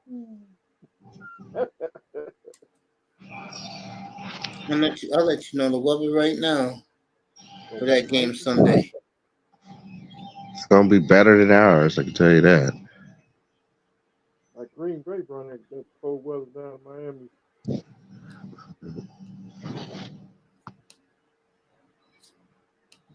Oh, we old Green Bay. We don't get Green Bay back because they run that cold weather back down, and I gotta look at Aaron Rodgers, cheesy, this cheesy grin. Bro, they always bring cold weather wherever they go. I can't stand them, bro. I don't And like plus, them. and plus they and then they bring cold weather down. And then we gotta look at Aaron Rodgers, Julius Priest looking ass. It's gonna be 60 That's in why Carolina Sunday. Aaron Rodgers was the enemy for life. Damn. Christmas Eve in Chicago, 52 degrees. Dang, it'll be 70 degrees down All there. right, Miami on Sunday, 75 degrees, a slight chance of rain. So don't be playing in the rain Sunday in Miami. See, I don't ever have no bad weather, man. Man. I hate rain because rain when that rain hit, you better have some good tires. Cause you gonna Oh, dude, that last hurricane, I was done because the Sharknado did happen. So, if you think it wasn't possible, wrong. It was possible. Yes. start Yeah, teasing. yeah, It's gonna be yeah. It happened very 75. briefly. It's gonna be 75 kickoff Sunday in Miami. Mm, That's gonna mm, be mm. hot. That's gonna be hot. Yeah, got some Cowboys gonna bring that heat. Barbecue Dolphin. See, 30-22, so the Saints got back on the board. Boy, I tell you, these guys just don't know how to go to bed, do they? Miami on because you gonna sweat in that hot sun. You gonna hear that Harry Bonte out of the sun.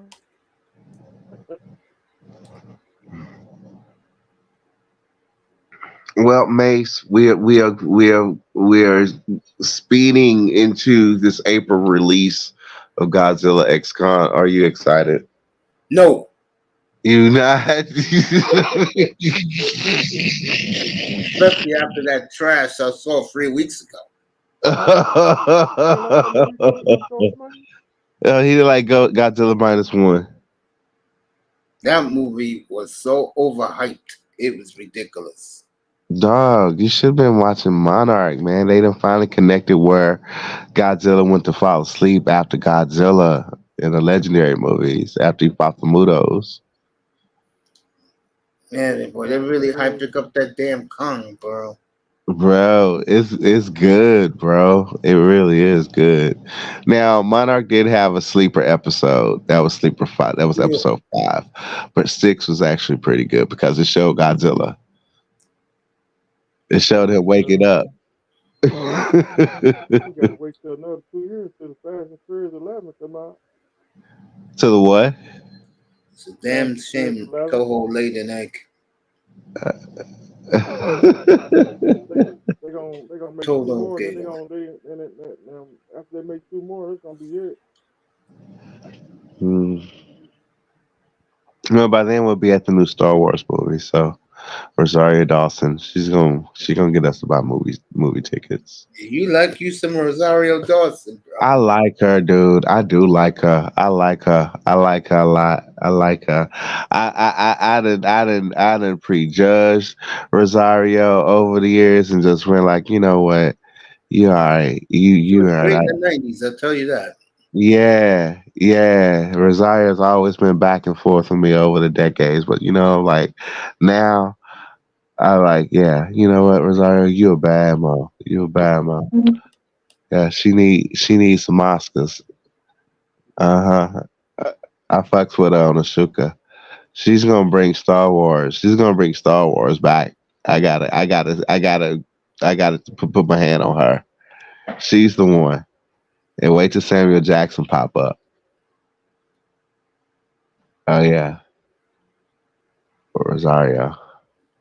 But we'll be ready for that. Otherwise, us will be gaming. Mm.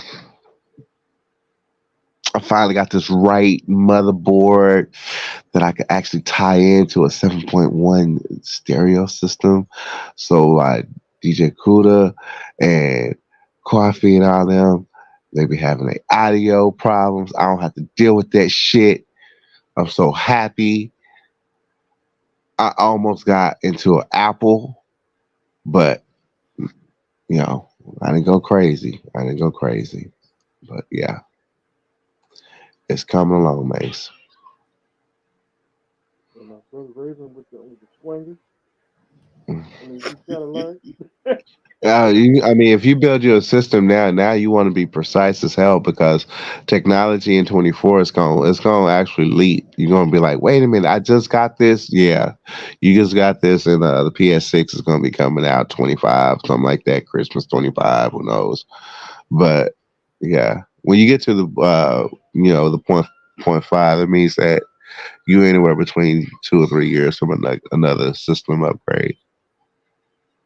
So it's coming out 24. So y'all looking at 27 at the very latest. Happy birthday, brother Raven. Ain't my birthday yet. My birthday gonna be celebrated as soon as I get all this stuff built. Shit. You early the late birthday. Mm. Wow, birthday started at midnight. I've been working with my model. We've been going over ideas for photo shoots and stuff. Seeing what outfits she wants to wear and stuff. Y'all gonna like her. Y'all gonna go crazy over her. I'm gonna have to get me PlayStation 5 because is GTA 6 coming out 25. Mm.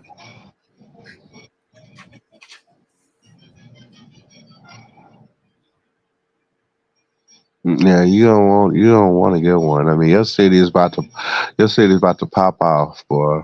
I wouldn't doubt not there's gonna be tens of thousands of GTA parties along Florida upon this game's release. Everybody loves griminess. Mm-hmm. I'm ready to call this a night, man. We're gonna have a big one tomorrow with 305's birthday and celebrating the Dolphins' glorious Birthday year. So time. no 305's gonna love that. Oh, that's Even gonna be though a short one. It's gonna be about 30 minutes for talking time, right? no, it'll be more like 3 hours of talking time. I'm gonna really wax poetic tomorrow night. And we're gonna start the show with the 1968 draft of how many great players the Dolphins got in that draft. Got their offensive line in the 26th, 27th, and 21st rounds. Dynasty started in 66. We'll praise Joe Thomas tomorrow night, Bobby Young, Buffett, George George Young, Young, who built the Killer Bee defense. and the coaches. Jim's wish you happy birthday, 305.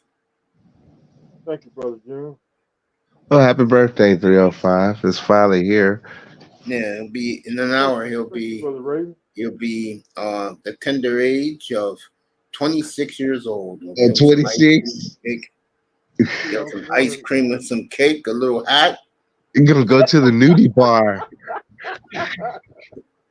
See, my clubbing days, A was back in glass of Kool-Aid. 2008. See, I'll be 114, same age as Tom Brady. We'll be playing Peaches and Herb. We'll be playing Shake Your Groove Thing, Shake Your Groove Thing. Oh, yeah.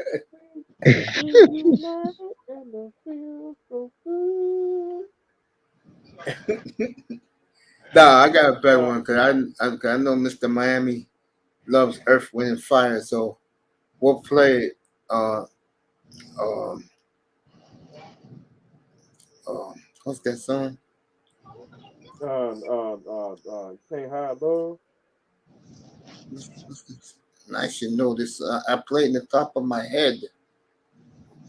Reason. The Way of the World. Yes, we'll play that for Mr. Miami.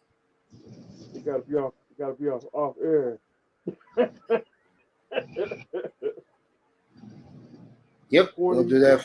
We'll do that tomorrow night for him. Off the air. See, you forgot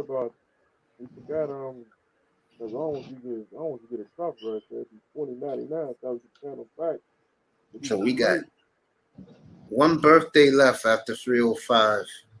Oh, that's right. We got Flipside Fishings on Sunday. He's a Christmas Eve baby. And we got the beautiful Sister George on Tuesday.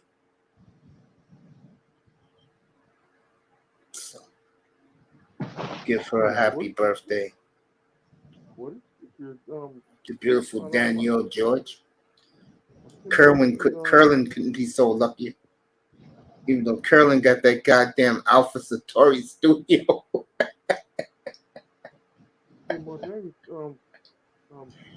Gotta give Curlin a lot of credit for that studio. Fucking Raven was killer with that day in the chat.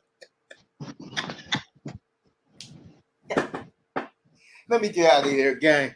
We'll see you tomorrow night, everybody. We will celebrate this right here, 305's birthday, even though he'll be watching SmackDown. As he watches his wrestling, I will be going into detail about this and about that tomorrow night, everybody. For Jim's, Iman Perry, thank you to No Cupcake Zone for pulling up. Let's see who else came in here tonight. QZ. What's her name? Is it Raining Woman? I forgot her name. And Iman. Keynes.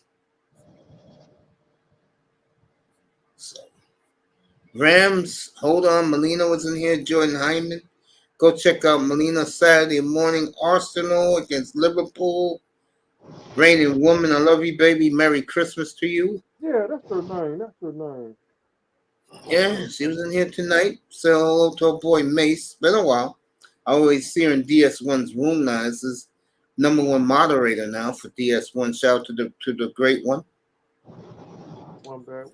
Third Ward Colombian was here tonight. Oh, just to let everybody know, exclusive interview right now. The beautiful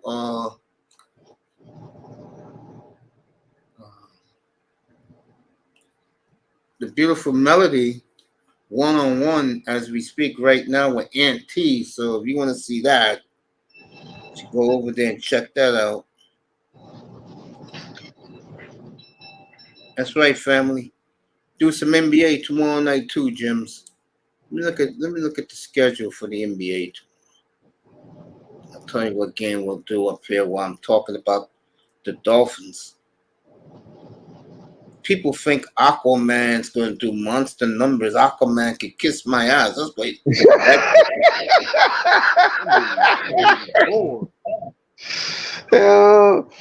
It's gonna do bad numbers. That's what I think about Momo's ass. I'm tired of seeing his ass. I don't like movies like that. See, I like like Fast and Furious and couldn't pay me to see that goddamn movie. I like Got all G.I. these Joe. broads screaming for that man. Give me a damn break. G.I. Joe. Okay. G.I. Joe movie came out in 2016, 2014. That was a good movie. Boy, the NBA is dead tomorrow.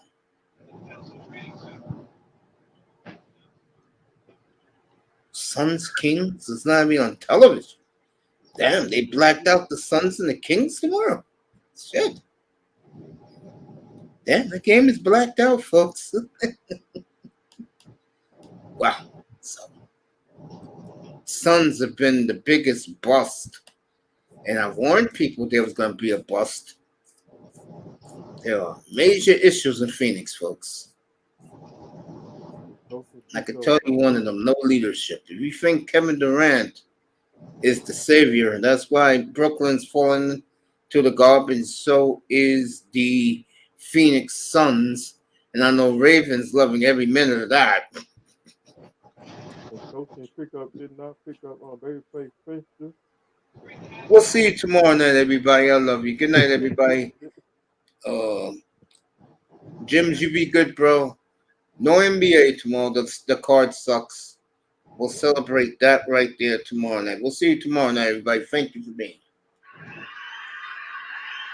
Peace, everybody.